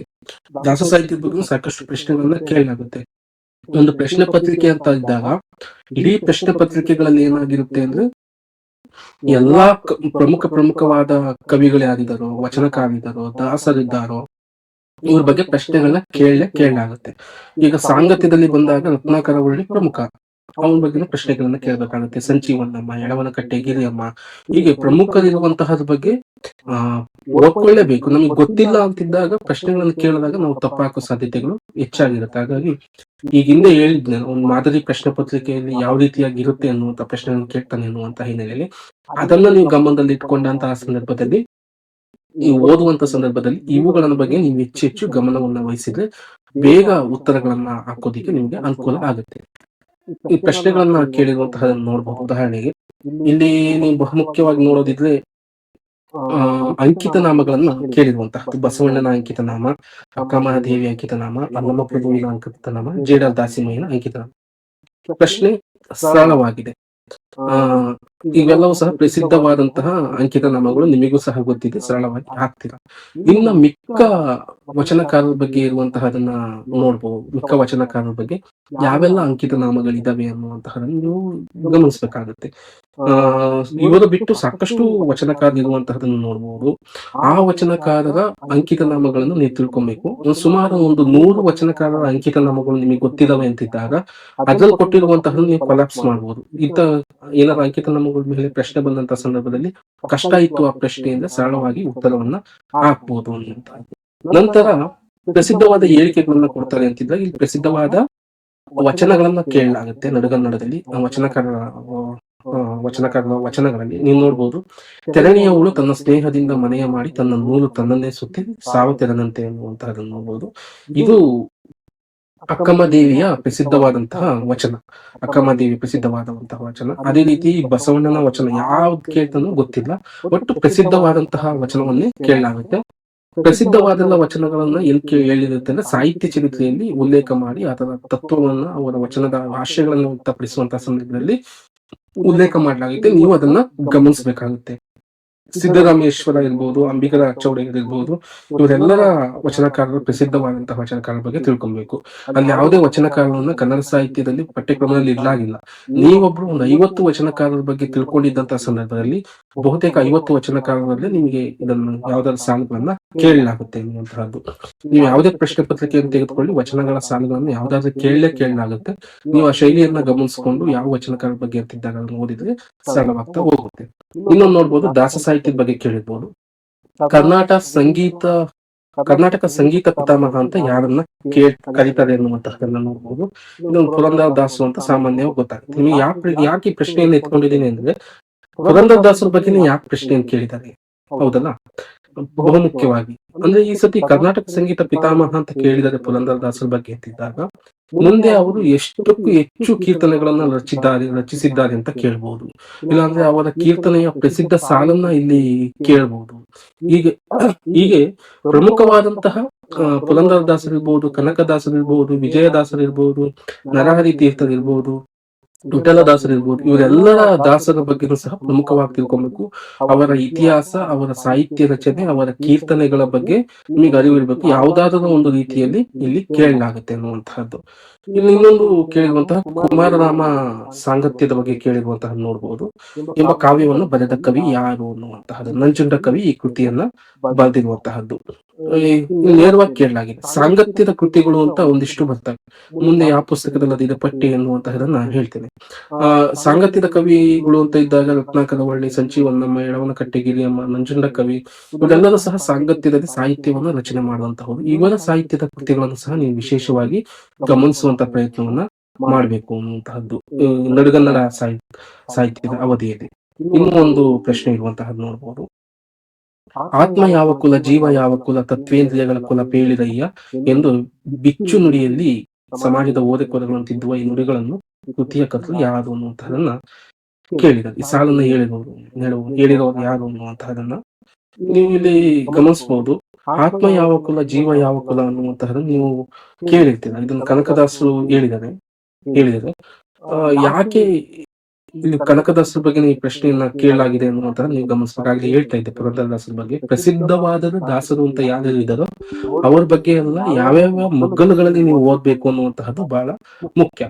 ಇನ್ನೊಂದು ನೋಡ್ಬೋದು, ಪೆಣ್ಣಲ್ಲವೇ ನಮ್ಮನ್ನೆಲ್ಲ ಪಡೆದ ತಾಯಿ, ಪೆಣ್ಣಲ್ಲವೇ ಪಡೆದವಳು, ಪೆಣ್ಣು ಪೆಣ್ಣೆಂದೇಕೆ ಬೀಳುಗಳೆವುದು, ಕಣ್ಣು ಕಾಣದ ಗಾಬಿಲರು ಅನ್ನುವಂತಹದ್ದು. ಇದು ಸಂಚಿ ಹೊನ್ನಮ್ಮನ ಸಾಲು. ನೀವೆಲ್ಲ ಸಹ ಓದಿರ್ತೀರ. ನೀವು ನೆಕ್ಸ್ಟ್ ಈ ಸತಿ ಯಳವನಕಟ್ಟೆ ಗಿರಿಯಮ್ಮನ ಬಗ್ಗೆ ಕೇಳ್ಬಹುದು. ಹೀಗೆ ಯಾವೆಲ್ಲ ಕವಿಗಳು ಬಹುಮುಖ್ಯವಾಗಿರ್ತಾರೋ, ಕವಯಿತ್ರಿ ಇರ್ತಾರೋ, ಕನ್ನಡ ಸಾಹಿತ್ಯ ಚರಿತ್ರೆ ಅವಧಿಯಲ್ಲಿ ಕವಯಿತ್ರಿಯರ ಸಂಖ್ಯೆ ಬಹಳ ಕಡಿಮೆ ಇದೆ. ಅವರ ಪಟ್ಟಿಗಳನ್ನ ಮಾಡ್ಕೊಂಡ್ರೆ, ಸಾಹಿತ್ಯದ ಪಟ್ಟಿಗಳನ್ನ ಮಾಡ್ಕೊಂಡ್ರೆ ಇದು ಬಹುಮುಖ್ಯವಾಗಿ ನಿಮಗೆ ಇನ್ನೂ ಹೆಚ್ಚು ಪ್ರಶ್ನೆಗಳನ್ನ ಉತ್ತರವನ್ನು ಸರಿ ಹಾಕೋದಕ್ಕೆ ಸಹಾಯ ಆಗ್ತಾ ಹೋಗುತ್ತೆ. ಈಗ ಹೊಸಗನ್ನಡ ಓದಲು ಅನುಸರಿಸಬೇಕಾದಂತಹ ಕ್ರಮಗಳು. ಹೊಸಗನ್ನಡ ಅಂತಿದ್ದಾಗ ಹೊಸಗನ್ನಡ ಪ್ರಾರಂಭ ಆಗುವುದಕ್ಕಿಂತ ಮುಂಚೆ ನಡುಗನ್ನಡ ಸಾಹಿತ್ಯವನ್ನು ನಾವು ಬಹುತೇಕವಾಗಿ ನೋಡಿರ್ತೇವೆ. ಹೊಸಗನ್ನಡ ಅನ್ನುವಂತಹದ್ದು ನೇರ ತಕ್ಷಣವೇ ಅದನ್ನ ಪ್ರಾರಂಭ ಆಗೋದಿಲ್ಲ. ಸಾಕಷ್ಟು ಸಮಯವನ್ನ ತೆಗೆದುಕೊಳ್ಳುತ್ತೆ. ಸಮಯವನ್ನ ತೆಗೆದುಕೊಳ್ಳೋಕ್ಕಿಂತ ಮುಂಚೆ ಸಾಕಷ್ಟು ಕವಿಗಳು, ವಿದೇಶಿ ವಿದ್ವಾಂಸರು ಕನ್ನಡದಲ್ಲಿ ಕೆಲಸವನ್ನ ಮಾಡಿರುವಂತಹದ್ದು ನೋಡ್ಬೋದು. ಗ್ರಂಥ ಸಂಪಾದನೆಯಲ್ಲಿ ಮಾಡಿರುವಂತಹದನ್ನ ನೋಡ್ಬೋದು. ಹಸ್ತಪ್ರತಿಗಳನ್ನ ಸಂಗ್ರಹಣೆಯಲ್ಲಿ ಮಾಡಿರುವಂತಹದನ್ನ ನೋಡ್ಬೋದು. ಹಿಂದಿನ ಕನ್ನಡ ಪ್ರಾಚೀನ ಸಾಹಿತ್ಯವನ್ನ ಉನ್ನತ ಮಟ್ಟದಲ್ಲಿ ತೆಗೆದುಕೊಂಡು ಬಂದಿರುವಂತಹದನ್ನು ನೋಡಿದ್ರೆ ಹೊಸಗನ್ನಡ ಸಾಹಿತ್ಯದ ಅವಧಿಯಲ್ಲಿ. ಈ ಹೊಸಗನ್ನಡ ಸಂದರ್ಭದಲ್ಲಿ ಯಾವೆಲ್ಲ ಕೃತಿಗಳು ಮೊದಲು ಯಾವುದು ಅನ್ನುವಂಥದ್ದು ನೋಡ್ಬೇಕು. ಈಗ ಕನ್ನಡ ಇಂಗ್ಲಿಷ್ ನಿಘಂಟನ್ನ ಯಾರು ರಚನೆ ಮಾಡಿದ್ರು, ಗಿಟೆಲ್ ಅನ್ನುವಂತಹದ್ದು. ಶಬ್ದಮಣಿ ದರ್ಪಣವನ್ನು ಯಾರು ಸಂಗ್ರಹಣೆ ಮಾಡಿದ್ರು ಮತ್ತು ಜಾನ್ ಗ್ಯಾರೆಟ್ ಅನ್ನುವಂತಹವರು. ಹೀಗೆ ಗ್ರಂಥ ಸಂಪಾದನೆ ಮಾಡುವಂತಹವರು ಮತ್ತು ಕೃತಿಗಳನ್ನ ಸಂಪಾದನೆ ಮಾಡಿದಂತಹವರು, ಇವರ ಬಗ್ಗೆ ಹೆಚ್ಚು ನಾವು ಮಾಹಿತಿಯನ್ನು ಸಂಗ್ರಹಣೆ ಮಾಡ್ತಾ ಹೋಗ್ಬೇಕಾಗುತ್ತೆ, ತಿಳ್ಕೊಬೇಕಾಗುತ್ತೆ. ನೋಡ್ಬೋದು ನೀವೀಗ ಹೊಸಗನ್ನಡ ಓದೋದು ನಾವು ಅನುಸರಿಸಬೇಕಾದ ಕ್ರಮ ಯಾವುದು ಅನ್ನುವಂಥದ್ದು. ಹೊಸಗನ್ನಡ ಪ್ರಾರಂಭದ ಬಗ್ಗೆ ತಿಳುವಳಿಕೆಯನ್ನು ತಿಳ್ಕೊಬೇಕು ಅನ್ನುವಂಥದ್ದು. ಯಾವಾಗ ಹಳಗನ್ನಡ ಇದು ನಡುಗನ್ನಡ ಮುಕ್ತಾಯ ಆಗುತ್ತೋ, ಹೊಸಗನ್ನಡ ಪ್ರಾರಂಭ ಆಗುತ್ತೋ, ಹೊಸಗನ್ನಡದ ಅರುಣೋದಯ ಅಂತಾನೆ ಬರೀತಾರೆ ಶ್ರೀನಿವಾಸ ಸಾವನೂರು, ಯಾವಾಗ ಪ್ರಾರಂಭ ಆಯ್ತು ಅನ್ನುವುದಕ್ಕೆ. ಮತ್ತು ಹೊಸಗನ್ನಡದ ಬಗ್ಗೆ ಸಾಕಷ್ಟು ಕೃತಿಗಳಿರುವಂತಹ ನೋಡ್ಬೋದು. ಹೊಸಗನ್ನಡದ ಅರುಣೋದಯ, ಹೊಸಗನ್ನಡದ ಉದಯ ಕಾಲ ಅಂತ ರಾಯ ಧಾರವಾಡ್ಕರ್ ಹೇಳುವಂತಹದ್ದು. ಹೀಗೆ ಸಾಕಷ್ಟು ವಿಚಾರಗಳನ್ನು ಹೊಸಗನ್ನಡದ ಬಗ್ಗೆ ಹೇಳ್ತಾರೆ ಅನ್ನುವಂತಹದ್ದು. ಮತ್ತೆ ಹೊಸಗನ್ನಡ ಪ್ರಾರಂಭದ ಕವಿಗಳನ್ನ ಬಗ್ಗೆ ಹೆಚ್ಚು ತಿಳ್ಕೊಬೇಕು. ಯಾವ್ಯಾವೆಲ್ಲ ಕವಿಗಳು ಇದ್ರು ಅನ್ನುವಂತಹದ್ದು. ಮುದ್ದಣ್ಣ ಹೊಸಗನ್ನಡದ ಮುಂಗೋಳಿ ಅನ್ನುವಂತಹದನ್ನ ಕರೀತಾರೆ. ಮುದ್ದಣ್ಣನಿಂದ ಪ್ರಾರಂಭ ಆಗುತ್ತೆ ಅಂತೇಳಿ. ಇಂತ ಮುದ್ದಣ್ಣನ ಕೃತಿಗಳು ಯಾವುವು, ಅವನು ಯಾಕೆ ಭಾಷೆಯನ್ನ ಬಳಸಿದಾನೆ, ಆ ಕೃತಿಗಳು ಏನನ್ನೆಲ್ಲ ಹೇಳ್ತಾರೆ ಅನ್ನುವಂತಹದನ್ನ ನೀವು ಅಲ್ಲಿನ ಕವಿಗಳನ್ನ ತೆಗೆದುಕೊಬೇಕು. ಅಂತ ಕೇಳಿದ್ರೆ ಮುದ್ದಣ್ಣನ ಬಗ್ಗೆ ಏನಾದ್ರೂ ಒಂದು ಪ್ರಶ್ನೆ ಇದ್ದೇ ಇರುತ್ತೆ. ಹೊಸಗನ್ನಡ ಅಂತ ಇದ್ದಾಗ ಅದು ಬೇರೆ ಭಿನ್ನ ಬಗೆಯಲ್ಲಿರುವಂತಹದನ್ನ ನಾವು ನೋಡ್ಬೋದು. ಇನ್ನೊಂದು ಆಧುನಿಕ ಕನ್ನಡ ಸಾಹಿತ್ಯದ ಘಟ್ಟಗಳ ಬಗ್ಗೆ ಮಾಹಿತಿ. ಹೊಸಗನ್ನಡ ಪ್ರಾರಂಭ ಆದಾಗ ಆಧುನಿಕ ಕನ್ನಡ ಸಾಹಿತ್ಯ ಅನ್ನುವಂತಹದ್ದು ಪ್ರಾರಂಭ ಆಗುತ್ತೆ. ಅದರಲ್ಲಿ ನವೋದಯ, ಪ್ರಗತಿಶೀಲ, ನವ್ಯ, ದಲಿತ ಬಂಡಾಯ, ಈ 4 ಘಟ್ಟಗಳು ಬಹುಮುಖ್ಯವಾದಂತಹ ಸಾಹಿತ್ಯವನ್ನ ನಿರ್ಮಾಣ ಮಾಡಿದವು. ಈ ಸಾಹಿತ್ಯ ಘಟ್ಟದಲ್ಲಿ ಸಾಕಷ್ಟು ಕವಿಗಳು ಬರುವಂತಹದನ್ನ ನಾವು ನೋಡ್ಬೋದು. ಆಧುನಿಕ ಕನ್ನಡ ಸಾಹಿತ್ಯದಲ್ಲಿ ನವೋದಯ, ಪ್ರಗತಿಶೀಲ, ನವ್ಯ, ದಲಿತ ಬಂಡಾಯದಲ್ಲಿ ಸಾಕಷ್ಟು ಕವಿಗಳು ಬರ್ತಾರೆ. ನವೋದಯದಲ್ಲೇ ಪ್ರಸಿದ್ಧವಾದಂತಹ ಕವಿಗಳು, ಪ್ರಗತಿಶೀಲದಲ್ಲೇ ಕವಿಗಳು, ನವ್ಯದಲ್ಲೇ ಕವಿಗಳು, ದಲಿತ ಬಂಡಾಯದಲ್ಲೇ ಕವಿಗಳು. ಇದರಲ್ಲಿ ಕವಿಗಳ ಒಂದು ಪಟ್ಟಿಯನ್ನು ಈಗ ಸಾಕಷ್ಟು ಪುಸ್ತಕಗಳು ಮಾರುಕಟ್ಟೆಯಲ್ಲಿ ಇರೋದಂತ ನೋಡ್ಬೋದು. ಆ ಮಾರುಕಟ್ಟೆಯಲ್ಲಿರುವಂತಹ ಪುಸ್ತಕಗಳಲ್ಲಿ ನೀವು ಕವಿಗಳ ಬಗ್ಗೆ ಒಂದಿಷ್ಟು ಸಂಕ್ಷಿಪ್ತವಾಗಿ ಯಾವ ಕೃತಿಗಳನ್ನ ಪಡ್ಕೊಂಡಿದ್ದಾರೆ, ಯಾವ ಪ್ರಶಸ್ತಿಗಳನ್ನೆಲ್ಲ ಪಡ್ಕೊಂಡಿದ್ದಾರೆ, ಯಾವ ಕಾಲಘಟ್ಟದಲ್ಲಿ ಅವರು ಹೆಚ್ಚು ಆ ಸಾಹಿತ್ಯದ ನಿರ್ಮಾಣವನ್ನು ಮಾಡಿದ್ರು ಅಂತಹ ಪಟ್ಟಿಯನ್ನು ನೀವು ಮಾರುಕಟ್ಟೆಯಲ್ಲಿರುವಂತಹ ಸಾಕಷ್ಟು ಪುಸ್ತಕದಲ್ಲಿರುವಂತಹ ಕವಿಗಳನ್ನ ಓದ್ಕೊಬೇಕಾಗತ್ತೆ. ಅಂದ್ರೆ ಹೆಚ್ಚಾಗಿ ಕವಿಗಳ ಕೃತಿಗಳ ಬಗ್ಗೆ ಕೇಳಲಾಗತ್ತೆ. ಆ ಹಿನ್ನೆಲೆಯಲ್ಲಿ ನವೋದಯ ಇರ್ಬೋದು, ಪ್ರಗತಿಶೀಲ, ನವ್ಯ, ರೈತ ಈ ಕಾಲಘಟ್ಟದ ಅರಿವನ್ನ ತಿಳ್ಕೊಬೇಕು. ಅಂದ್ರೆ ಆಧುನಿಕ ಪ್ರಮುಖ ಕವಿಗಳ ಬಗ್ಗೆ ಮಾಹಿತಿ. ಉದಾಹರಣೆಗೆ ಕುವೆಂಪು, ಬೇಂದ್ರೆ, ಅನಾಕ್ರು, ತಾರಾಸು, ಬಸವರಾಜ್ ಕಟ್ಟಿಮನಿ, ಆ ಅಡಿಗರು, ಇವರೆಲ್ಲರ ಬಗ್ಗೆನೂ ಸಹ ನೀವೇನ್ ಮಾಡ್ಬೇಕು ತಿಳ್ಕೊಬೇಕು. ಅಂದ್ರೆ ಇವರು ಒಬ್ಬೊಬ್ರು ಕವಿನೂ ಸಹ ಒಂದೊಂದು ಕಾಲಘಟ್ಟವನ್ನು ಪ್ರತಿನಿಧಿಸ್ತಾರೆ. ಉದಾಹರಣೆ ಕುವೆಂಪು ಬೇಂದ್ರೆ ನವೋದಯ ಕಾಲಘಟ್ಟವನ್ನು ಪ್ರತಿನಿಧಿಸೋದು, ಅನಾಕ್ರು, ತರಾಸು ಪ್ರಗತಿಶೀಲ, ಬಸವರಾಜ್ ಕಟ್ಟಿಮನಿ ಸಹ ಪ್ರಗತಿಶೀಲ, ಅಡಿಗರು, ಅನಂತಮೂರ್ತಿ, ಕಾರ್ನಾಡು ಇವರೆಲ್ಲ ನವ್ಯದಲ್ಲಿ ಗುರುತಿಸಿಕೊಳ್ಳುವಂತಹದ್ದು, ಸಿದ್ಲಿಂಗಯ್ಯ, ದೇವನೂರು ಮಹಾದೇವ ಇವರೆಲ್ಲ ದಲಿತ ಬಂಡಾಯದಲ್ಲಿ ಗುರುತಿಸಿಕೊಳ್ಳುವಂತಹ ಕವಿಗಳು. ಈ ಕಾಲಘಟ್ಟದ ಅನುಸಾರ ಈ ಕವಿಗಳನ್ನು ಗುರುತಿಸುವ ಮುಖಾಂತರ ಸಾಹಿತ್ಯದ ಅವರ ಕೃತಿಗಳನ್ನು ತಿಳ್ಕೊಬೇಕು. ಇಲ್ಲಿ ಈ ರೀತಿಯಾಗಿ ಸಾಕಷ್ಟು ಕವಿಗಳು ಬರುವಂತಹದನ್ನು ನಾವು ನೋಡ್ಬೋದು. ನಂತರ ಆಧುನಿಕ ಕನ್ನಡ ಸಾಹಿತ್ಯ ಅಂದ್ರೆ ಸಾಹಿತ್ಯದ ಹಲವಾರು ಪ್ರಕಾರಗಳನ್ನು ನೋಡ್ಬೋದು. ಕತೆ, ಕಾದಂಬರಿ, ಕಾವ್ಯ, ನಾಟಕ, ಲಲಿತ ಪ್ರಬಂಧ, ಇನ್ನು ವಿಮರ್ಶೆ, ಈ ರೀತಿ ಸಾಕಷ್ಟು ನಾವು ನೋಡ್ತಾ ಹೋಗ್ಬೋದು.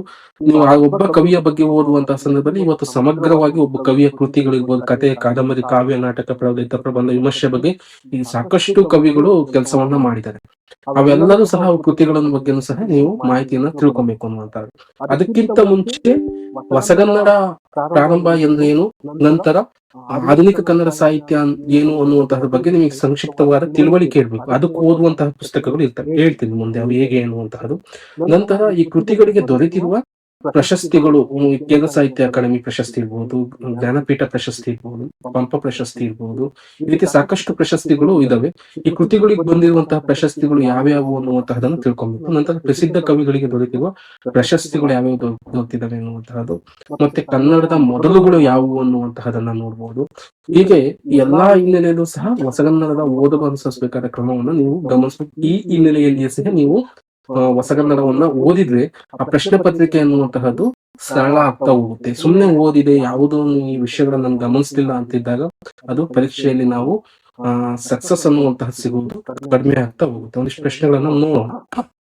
ನೋಡಿ, ಇಲ್ಲಿ ಇರುವಂತಹದನ್ನು ನೀವು ಬಹುಮುಖ್ಯವಾಗಿ ಗಮನಿಸಬಹುದು. ಗೋವಿಂದ ಪೈ ಅವರ ಕೃತಿ ಕೇಳಿದರೆ, ಬೇಂದ್ರೆ ಅವರ ಕೃತಿ, ರಾಜರತ್ನಮ್ಮನ ಕೃತಿ, ನರಸಿಂಹಸ್ವಾಮಿ ಅವರ ಕೃತಿ, ಇಲ್ಲೆಲ್ಲ ಬಹುಮುಖ್ಯವಾಗಿ ಕಾವ್ಯಗಳ ಬಗ್ಗೆ ಪ್ರಶ್ನೆಗಳನ್ನ ಕೇಳಲಾಗಿದೆ. ಇದು ಗೋವಿಂದ ಪೈ ಅವರ ಗೋಲ್ಗತ ಖಂಡ ಕಾವ್ಯ ಅನ್ನುವಂತಹದ್ದು, ಇದು ಯೇಸು ಕ್ರಿಸ್ತನ ಬಗ್ಗೆ ಬಂದಿರುವಂತಹದ್ದು. ಬೇಂದ್ರೆ ಅವ್ರದ್ದು 4 ತಂತಿ ಕೃತಿ, ಪ್ರಮುಖ ಪ್ರಸಿದ್ಧವಾದ ಕೃತಿ ಇದು. ರಾಜರತ್ನಮ್ಮ ಅವ್ರದ್ದು ರತ್ನನ ಪದಗಳು. ನಂತರ ನರಸಿಂಹಸ್ವಾಮಿ ಅವರ ಮೈಸೂರು ಮಲ್ಲಿಗೆ. ಇದು ಸರಳವಾಗಿದೆ. ಮುಂದೆ ಬೇರೆ ಕುವೆಂಪು ಅವ್ರದಿರ್ಬೋದು, ಬೇರೆ GSS ಅವ್ರದ್ದು ಇರ್ಬೋದು, ಈಗ ಬೇರೆ ಬೇರೆ ಕವಿಗಳ ಬಗ್ಗೆ ಕೇಳಲಾಗುತ್ತೆ. ಹಾಗಾಗಿ ಈ ಹಿನ್ನೆಲೆಯಲ್ಲಿ ಸಹ ನೀವು ಕಾವ್ಯವನ್ನ ಓದುವಂತಹದ್ದು, ಕಥೆಗಳನ್ನ ಓದುವಂತಹದ್ದು, ಈ ಕಾವ್ಯ ಬಗ್ಗೆ ಕೇಳಿ. ನೆಕ್ಸ್ಟ್ ಕಥೆಗಳನ್ನ ಈ ಪಟ್ಟಿಯಲ್ಲಿಟ್ಟು ಕವಿಗಳನ್ನ ಕೊಟ್ಟು ಕೇಳಬಹುದಂತ ಸಾಧ್ಯತೆ ಇರುತ್ತೆ. ಏನೇನು ಸಹ ನೀವು ಇಲ್ಲಿ ನೋಡ್ಬೇಕಾಗುತ್ತೆ. ನಂತರ ದೇವನೂರು ಮಹಾದೇವ ಅವ್ರ ಕುಸುಮ ಬಾಲೆ ಕೃತಿಗೆ ದೊರಕಿರುವ ಪ್ರಶಸ್ತಿ ಯಾವುದು ಅಂತ ನೋಡ್ಬೋದು. ಇಲ್ಲಿ ಕೇಂದ್ರ ಸಾಹಿತ್ಯ ಅಕಾಡೆಮಿ ಪ್ರಶಸ್ತಿ ಅವರಿಗೆ ಆ ಕೃತಿಗೆ ಬಂದಿರುವಂತಹದ್ದು ಬಹು ಮುಖ್ಯವಾಗಿದೆ. ಹೀಗೆ ಯಾವ ಕೃತಿಗಳಿಗೆ ಕೇಂದ್ರ ಸಾಹಿತ್ಯ ಅಕಾಡೆಮಿ ಪ್ರಶಸ್ತಿ ಎಷ್ಟು ಕೃತಿಗಳಿಗೆ ಬಂದಿದೆ ಅನ್ನುವಂತಹದ್ದು ಸಹ ನೀವು ಗಮನಿಸಬೇಕಾಗುತ್ತೆ. ಇನ್ನೊಂದು ಇಲ್ಲಿ ನೋಡಿ, ಕಾದಂಬರಿಗಳ ಬಗ್ಗೆ ಇಲ್ಲಿ ಪ್ರಶ್ನೆಗಳನ್ನ ಕೇಳಿರುವಂತಹದ್ದು. ಈಗ ನೋಡಿ, ಯಾವ್ಯಾವ ಕಾದಂಬರಿಗಳಲ್ಲಿ ಏನೇನೆಲ್ಲ ಇದಾವೆ ಎನ್ನುವಂತಹದ್ದು. ಇಲ್ಲಿ ಸ್ತ್ರೀ ಲೇಖಕಿಯರನ್ನ ಕೊಟ್ಟಿರುವಂತಹದ್ದು ಉಷಾ ನವರತ್ನರ ತ್ರಿವೇಣಿ, ಸಾರಾ ಅಬೂಬಕರ್, MK ಇಂದಿರಾ. ಹೀಗೆ MK ಇಂದಿರಾ ಅವರ ಕಾದಂಬರಿ ಪಣಿಯಮ್ಮ, ಸಾರಾ ಅಬೂಬಕರ್ ಅವರದು ಚಂದ್ರಗಿರಿಯ ತೀರದಲ್ಲಿ, ತ್ರಿವೇಣಿ ಅವರದು ಬೆಳ್ಳಿ ಮೋಡ, ಉಷಾ ನವರತ್ನಂ ಅವರದು ಹೊಂಬಿಸಿಲು ಕೃತಿ.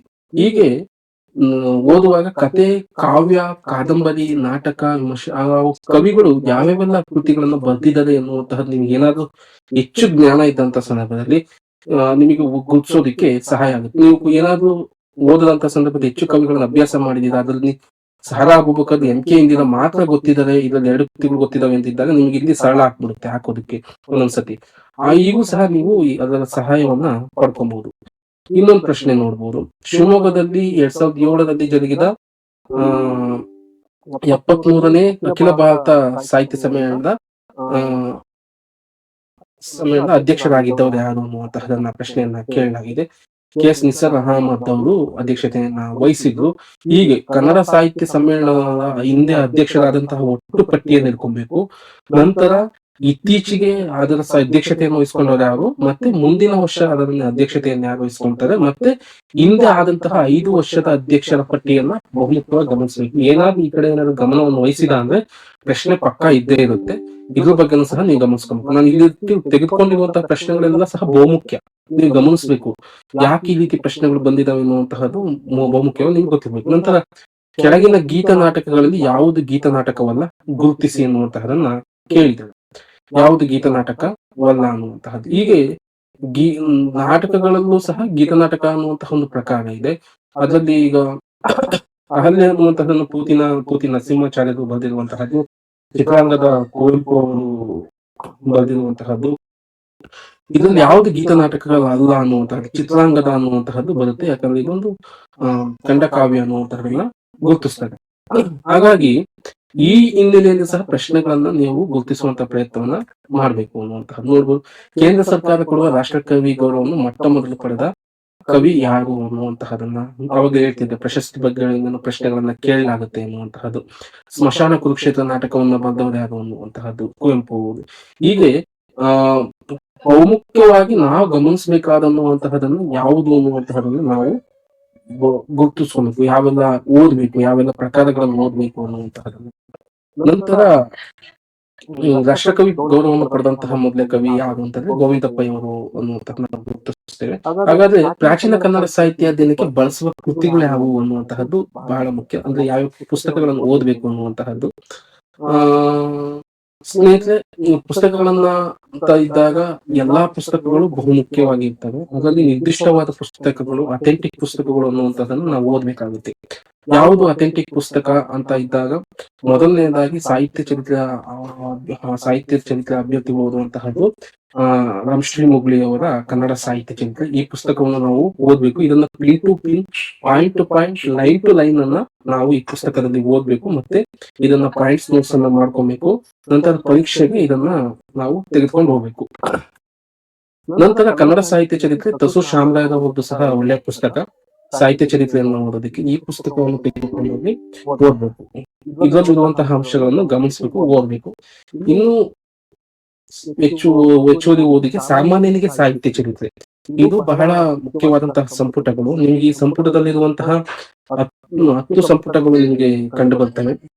ಈ ಸಂಪುಟವನ್ನು ಓದಿದಾಗ ನಿಮಗೆ ಸಮಗ್ರವಾದಂತಹ ಜ್ಞಾನ ಸಿಗುತ್ತೆ. ಇಲ್ಲಿ ನೋಡ್ಬೋದು, ಇದರಲ್ಲಿ ಚಂಪು ಕವಿಗಳು ಅನ್ನುವಂತಹ ಒಂದು ಪುಸ್ತಕ ಇದೆ. ಅದರಲ್ಲಿ ಪ್ರತಿಯೊಬ್ಬ ಚಂಪು ಕವಿಗಳ ಕೃತಿಗಳ ಕುರಿತು, ಅದರ ವಿಶೇಷ ಕುರಿತು, ಅದರ ಏನು ವಿಶೇಷತೆ ಒಳಗೊಂಡಿದೆ ಅನ್ನುವಂತಹ ಅಂಶಗಳನ್ನ ಚರ್ಚೆ ಮಾಡಲಾಗಿದೆ. ನಂತರ ನಡುಗನ್ನಡ ಸಾಹಿತ್ಯದ ಬಗ್ಗೆ ಸಹ ಕೊಡಲಾಗಿದೆ. ವಚನಕಾರರ ವೈಶಿಷ್ಟ್ಯಗಳ ಬಗ್ಗೆ ಸಹ ಚರ್ಚೆ ಮಾಡಲಾಗಿದೆ. ಶಾಸನ ಮತ್ತು ಗದ್ಯಗಳ ಬಗ್ಗೆ ಕೊಟ್ಟಿರುವಂತಹದನ್ನ ನಾವು ನೋಡಬಹುದು. ನಂತರ ವಿಶೇಷವಾಗಿ ಹೊಸಗನ್ನಡ ಸಾಹಿತ್ಯ ಚರಿತ್ರೆ ಅನ್ನುವಂತಹ ಪುಸ್ತಕ ಇಲ್ಲಿರುವಂತಹದ್ದು ನೋಡಬಹುದು. ಹೀಗೆ ಸಾಮಾನ್ಯನಿಗೆ ಸಾಹಿತ್ಯ ಚರಿತ್ರೆ 10 ಸಂಪುಟಗಳಲ್ಲಿ ಇಷ್ಟು ಸಂಪುಟಗಳನ್ನ ನೀವು ಓದಿದಂತಹ ಸಂದರ್ಭದಲ್ಲಿ ನಿಮ್ಗೆ ಬಹುಮುಖ್ಯವಾಗಿ ಎಲ್ಲಾ ಜ್ಞಾನವೂ ಸಹ ನಿಮಗೆ ತಿಳಿತಾ ಹೋಗುತ್ತೆ. ಎಲ್ಲಾ ಜ್ಞಾನಗಳನ್ನು ಸಹ ನೀವು ಪಡ್ಕೊಬಹುದು. ಮತ್ತೆ ಪರೀಕ್ಷೆ ಅನ್ನುವಂತಹದ್ದು ಸರಳ ಆಗ್ತಾ ಹೋಗುತ್ತೆ. ಸಾಮಾನ್ಯನಿಗೆ ಸಾಹಿತ್ಯ ಚರಿತ್ರೆಯನ್ನು ಓದಿದೀರಾ, ನಂತರ ತಸು ಶಾಮರಾಯರನ್ನು ಓದಿದೀರಾ, ನಂತರ ಸಾಮಾನ್ಯ ಸಾಹಿತ್ಯ 10 ಸಂಪುಟಗಳನ್ನು ಓದಿದೀರಾ ಅಂತ ಸಂದರ್ಭದಲ್ಲಿ ಅದನ್ನ ಪಾಯಿಂಟ್ಸ್ ಮಾಡ್ಕೊಂಡಿದ್ದೀರಾ ಅಂದ್ರೆ ನಿಮ್ಗೆ ಇನ್ನೂ ಹೆಚ್ಚಿನದಾಗಿ ಮಾಹಿತಿ ಸಿಗುತ್ತೆ. ನಿಮಗೆ ಗೊಂದಲಗಳು ಕಡಿಮೆ ಆಗ್ತವೆ. ಪ್ರಶ್ನೆಗಳು ಉತ್ತರಿಸೋದಕ್ಕೆ ಸಹಾಯ ಆಗ್ತಾ ಹೋಗುತ್ತೆ.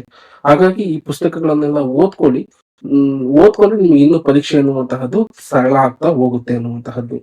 ನಂತರ ಕನ್ನಡ ಸಾಹಿತ್ಯ ಚರಿತ್ರೆ ಡಾಕ್ಟರ್ ಸಿ ವೀರಣ್ಣ ಅವರದು ಚಾರಿತ್ರಿಕ ಬೆಳವಣಿಗೆ ಅನ್ನುವಂಥ ಈ ಪುಸ್ತಕ ನಿಮ್ಗೆ ಏನಾದ್ರೂ ಹೆಚ್ಚಿಗೆ ಓದ್ಬೇಕು ಅಂತಿದ್ರೆ ಇದರಲ್ಲಿ ಸಾಲುಗಳೆಲ್ಲ ಹೆಚ್ಚಿಗೆ ಹೇಳಲಾಗಿದೆ. ಸಿ ವೀರಣ್ಣನವರು ಈ ಪಂಪನ ಬಗ್ಗೆ ಅಂತ ತೆಗೆದುಕೊಂಡಾಗ ಪಂಪನ ಬಗ್ಗೆ ತನ್ನ ಕೃತಿಯನ್ನ ವಿವರಿಸೋದಕ್ಕೋಸ್ಕರ ಸಾಕಷ್ಟು ಪ್ರಸಿದ್ಧವಾದಂತಹ ಸಾಲುಗಳನ್ನ ವಿಶ್ಲೇಷಣೆಯನ್ನ ಮಾಡಿದ್ದಾರೆ. ಆ ಸಾಲುಗಳನ್ನು ನೀವು ನೋಟ್ ಮಾಡಿಕೊಂಡು ಪರೀಕ್ಷೆ ಸಂದರ್ಭದಲ್ಲಿ ಸರಳ ಆಗ್ತಾ ಹೋಗುತ್ತೆ. ಅದಕ್ಕೂ ಸಹ ಉತ್ತರಿಸಬಹುದು. ನಂತರ ಹೊಸಗನ್ನಡ ಸಾಹಿತ್ಯ ಚರಿತ್ರೆಯನ್ನ ಓದೋದಕ್ಕೆ ಎಲ್.ಎಸ್. ಶೇಷಗಿರಿರಾವ್ ಪುಸ್ತಕವನ್ನು ಓದಲೇಬೇಕು, ಕಂಪಲ್ಸರಿ. ಇದರಲ್ಲಿರುವಂತಹ ವಿಷಯಗಳನ್ನು ಸಹ pin to pin, point to point, line to line ಅನ್ನ ಅಂಡರ್ಲೈನ್ ಮಾಡಿಕೊಂಡು ನೋಟ್ಸ್ ಮಾಡ್ಕೊಂಡು ಓದಿದ್ರೆ ನಿಮ್ಗೆ ಇನ್ನೂ ಪರೀಕ್ಷೆ ಅನ್ನುವಂತಹದ್ದು ಸರಳ ಆಗ್ತಾ ಹೋಗುತ್ತೆ. ಇನ್ನೊಂದು ಹೆಚ್ಚು ಓದ್ಬೇಕು ಅಂದ್ರೆ ಕನ್ನಡ ಸಾಹಿತ್ಯ ಘಟ್ಟಗಳು ಬಸವರಾಜ್ ಸಾದರ ಅನ್ನುವಂತಹ ಬರೆದಿರುವಂತಹ ಸಂಪಾದನೆಯನ್ನ ಮಾಡಿದರೆ ಇದರ ಲೇಖನಗಳ ಅನುಸಾರ ಒಂದಿಷ್ಟು ವಿಷಯಗಳನ್ನು ಚರ್ಚೆ ಮಾಡಲಾಗಿದೆ. ಒಂದು ಕೃತಿಯಲ್ಲಿ ಇಟ್ಕೊಂಡು ಒಂದು ಕೃತಿ ಏನೆಲ್ಲ ಹೇಳುತ್ತೆ, ಆ ಕೃತಿಯಲ್ಲಿ ಯಾವ ಅಂಶಗಳಿದಾವೆ ಅನ್ನುವಂತಹದನ್ನ ಇಲ್ಲಿ ಚರ್ಚೆ ಮಾಡಿದ್ದಾರೆ. ಈ ಕೃತಿಯನ್ನು ಓದಿದ್ರು ಸಹ ನಿಮ್ಗೆ ಹೆಚ್ಚು ಅನುಕೂಲ ಆಗುತ್ತೆ. ಇವನ್ನೆಲ್ಲ ಒಂದು 5 ಡೇಸ್ ಅಲ್ಲಿ ಈ ಪುಸ್ತಕಗಳನ್ನ ಓದ್ಬಿಟ್ಟು ನೀವು ಪಾಯಿಂಟ್ಸ್ ಮಾಡ್ಕೊಂಡಂತ ಸಂದರ್ಭದಲ್ಲಿ ಸರಳ ಆಗ್ತಾ ಹೋಗುತ್ತೆ. ನಿಮ್ಗೆ ಇನ್ನೂ ಹೆಚ್ಚಿನ ಮಾಹಿತಿ ಬೇಕು ಅಂದ್ರೆ ಈಗ ಮಾರ್ಕೆಟ್ ಅಲ್ಲಿ ಬೇರೆ ಬೇರೆ ಸ್ಪರ್ಧಾತ್ಮಕ ಪರೀಕ್ಷೆಗೆ ಅಂತ ಪುಸ್ತಕಗಳನ್ನ ಬಿಟ್ಟಿದ್ದಾರೆ. ಅದರಲ್ಲಿ ನೀವು ಆಧುನಿಕ ಕನ್ನಡ ಸಾಹಿತ್ಯ ಕವಿಗಳ ಬಗ್ಗೆ ಕೊಡಲಾಗಿದೆ, ಪಟ್ಟಿ ಮಾಡಿ ಸಂಗ್ರಹಣೆ ಮಾಡಿರ್ತಾರೆ. ಆ ಕವಿಗಳ ಬಗ್ಗೆನೇ ಸಹ ನೀವು ಯಾವ ಕುವೆಂಪು ಅವರನ್ನ ತೆಗೆದುಕೊಂಡಂತಹ ಸಂದರ್ಭದಲ್ಲಿ ಕುವೆಂಪು ಅವರ ಸಂಪೂರ್ಣ ಕೃತಿಗಳ ಪಟ್ಟಿಗಳನ್ನು ಕೊಟ್ಟಿರ್ತಾರೆ.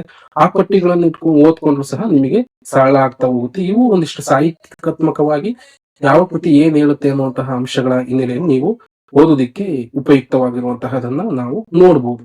ಸ್ನೇಹಿತರೆ, ಈಗ ನೋಡಿದ್ರಲ್ಲ, ಕನ್ನಡ ಸಾಹಿತ್ಯ ಚರಿತ್ರೆ ಅನ್ನುವಂತಹ ವಿಷಯದಲ್ಲಿ ಯಾವೆಲ್ಲ ವಿಚಾರಗಳನ್ನ ನಾವು ಓದ್ಬೇಕಾಗುತ್ತೆ, ಎಷ್ಟು ವಿಷಯಗಳನ್ನ ಕೊಡ್ಲಾಗುತ್ತೆ ಅನ್ನುವಂತಹದನ್ನ ಈ ಕೊಟ್ಟಿರುವಂತಹ ಮಾನದಂಡಗಳ ಅನುಸಾರವಾಗಿ ನೀವೇನಾದ್ರೂ ಓದಿದ್ರೆ ಎಲ್ಲಿಯೂ ಸಹ ಪ್ರಶ್ನೆಗಳು ಮಿಸ್ ಆಗೋದಿಲ್ಲ. ಪ್ರತಿಯೊಂದು ಪ್ರಶ್ನೆಯನ್ನು ಸಹ ನೀವು ಉತ್ತರವನ್ನ ಹಾಕ್ತೀರಾ. ಈ ರೀತಿಯಾಗಿ ಉತ್ತರವನ್ನ ಹಾಕುವಂತಹ ಸಂದರ್ಭದಲ್ಲಿ ಯಾವುದೇ ಗೊಂದಲಗಳು ಸಹ ನಿಮಗೆ ಕಾಣಿಸೋದಿಲ್ಲ. ಹಾಗಾಗಿ ನೀವು ಮುಂದೆ ಯಾವುದೇ ಮಾದರಿ ಪ್ರಶ್ನೆಗಳನ್ನ ಉತ್ತರಿಸುವಂತಹ ಸಂದರ್ಭದಲ್ಲಿ ಈ ಒಂದು ಪ್ರಯತ್ನವನ್ನ ಮಾಡಿ ನಿಮಗೆ ಇನ್ನೂ ಸಹ ಹೆಚ್ಚು ಸರಳ ಆಗುವಂತಹದನ್ನ ನಾವು ನೋಡ್ಬೋದು.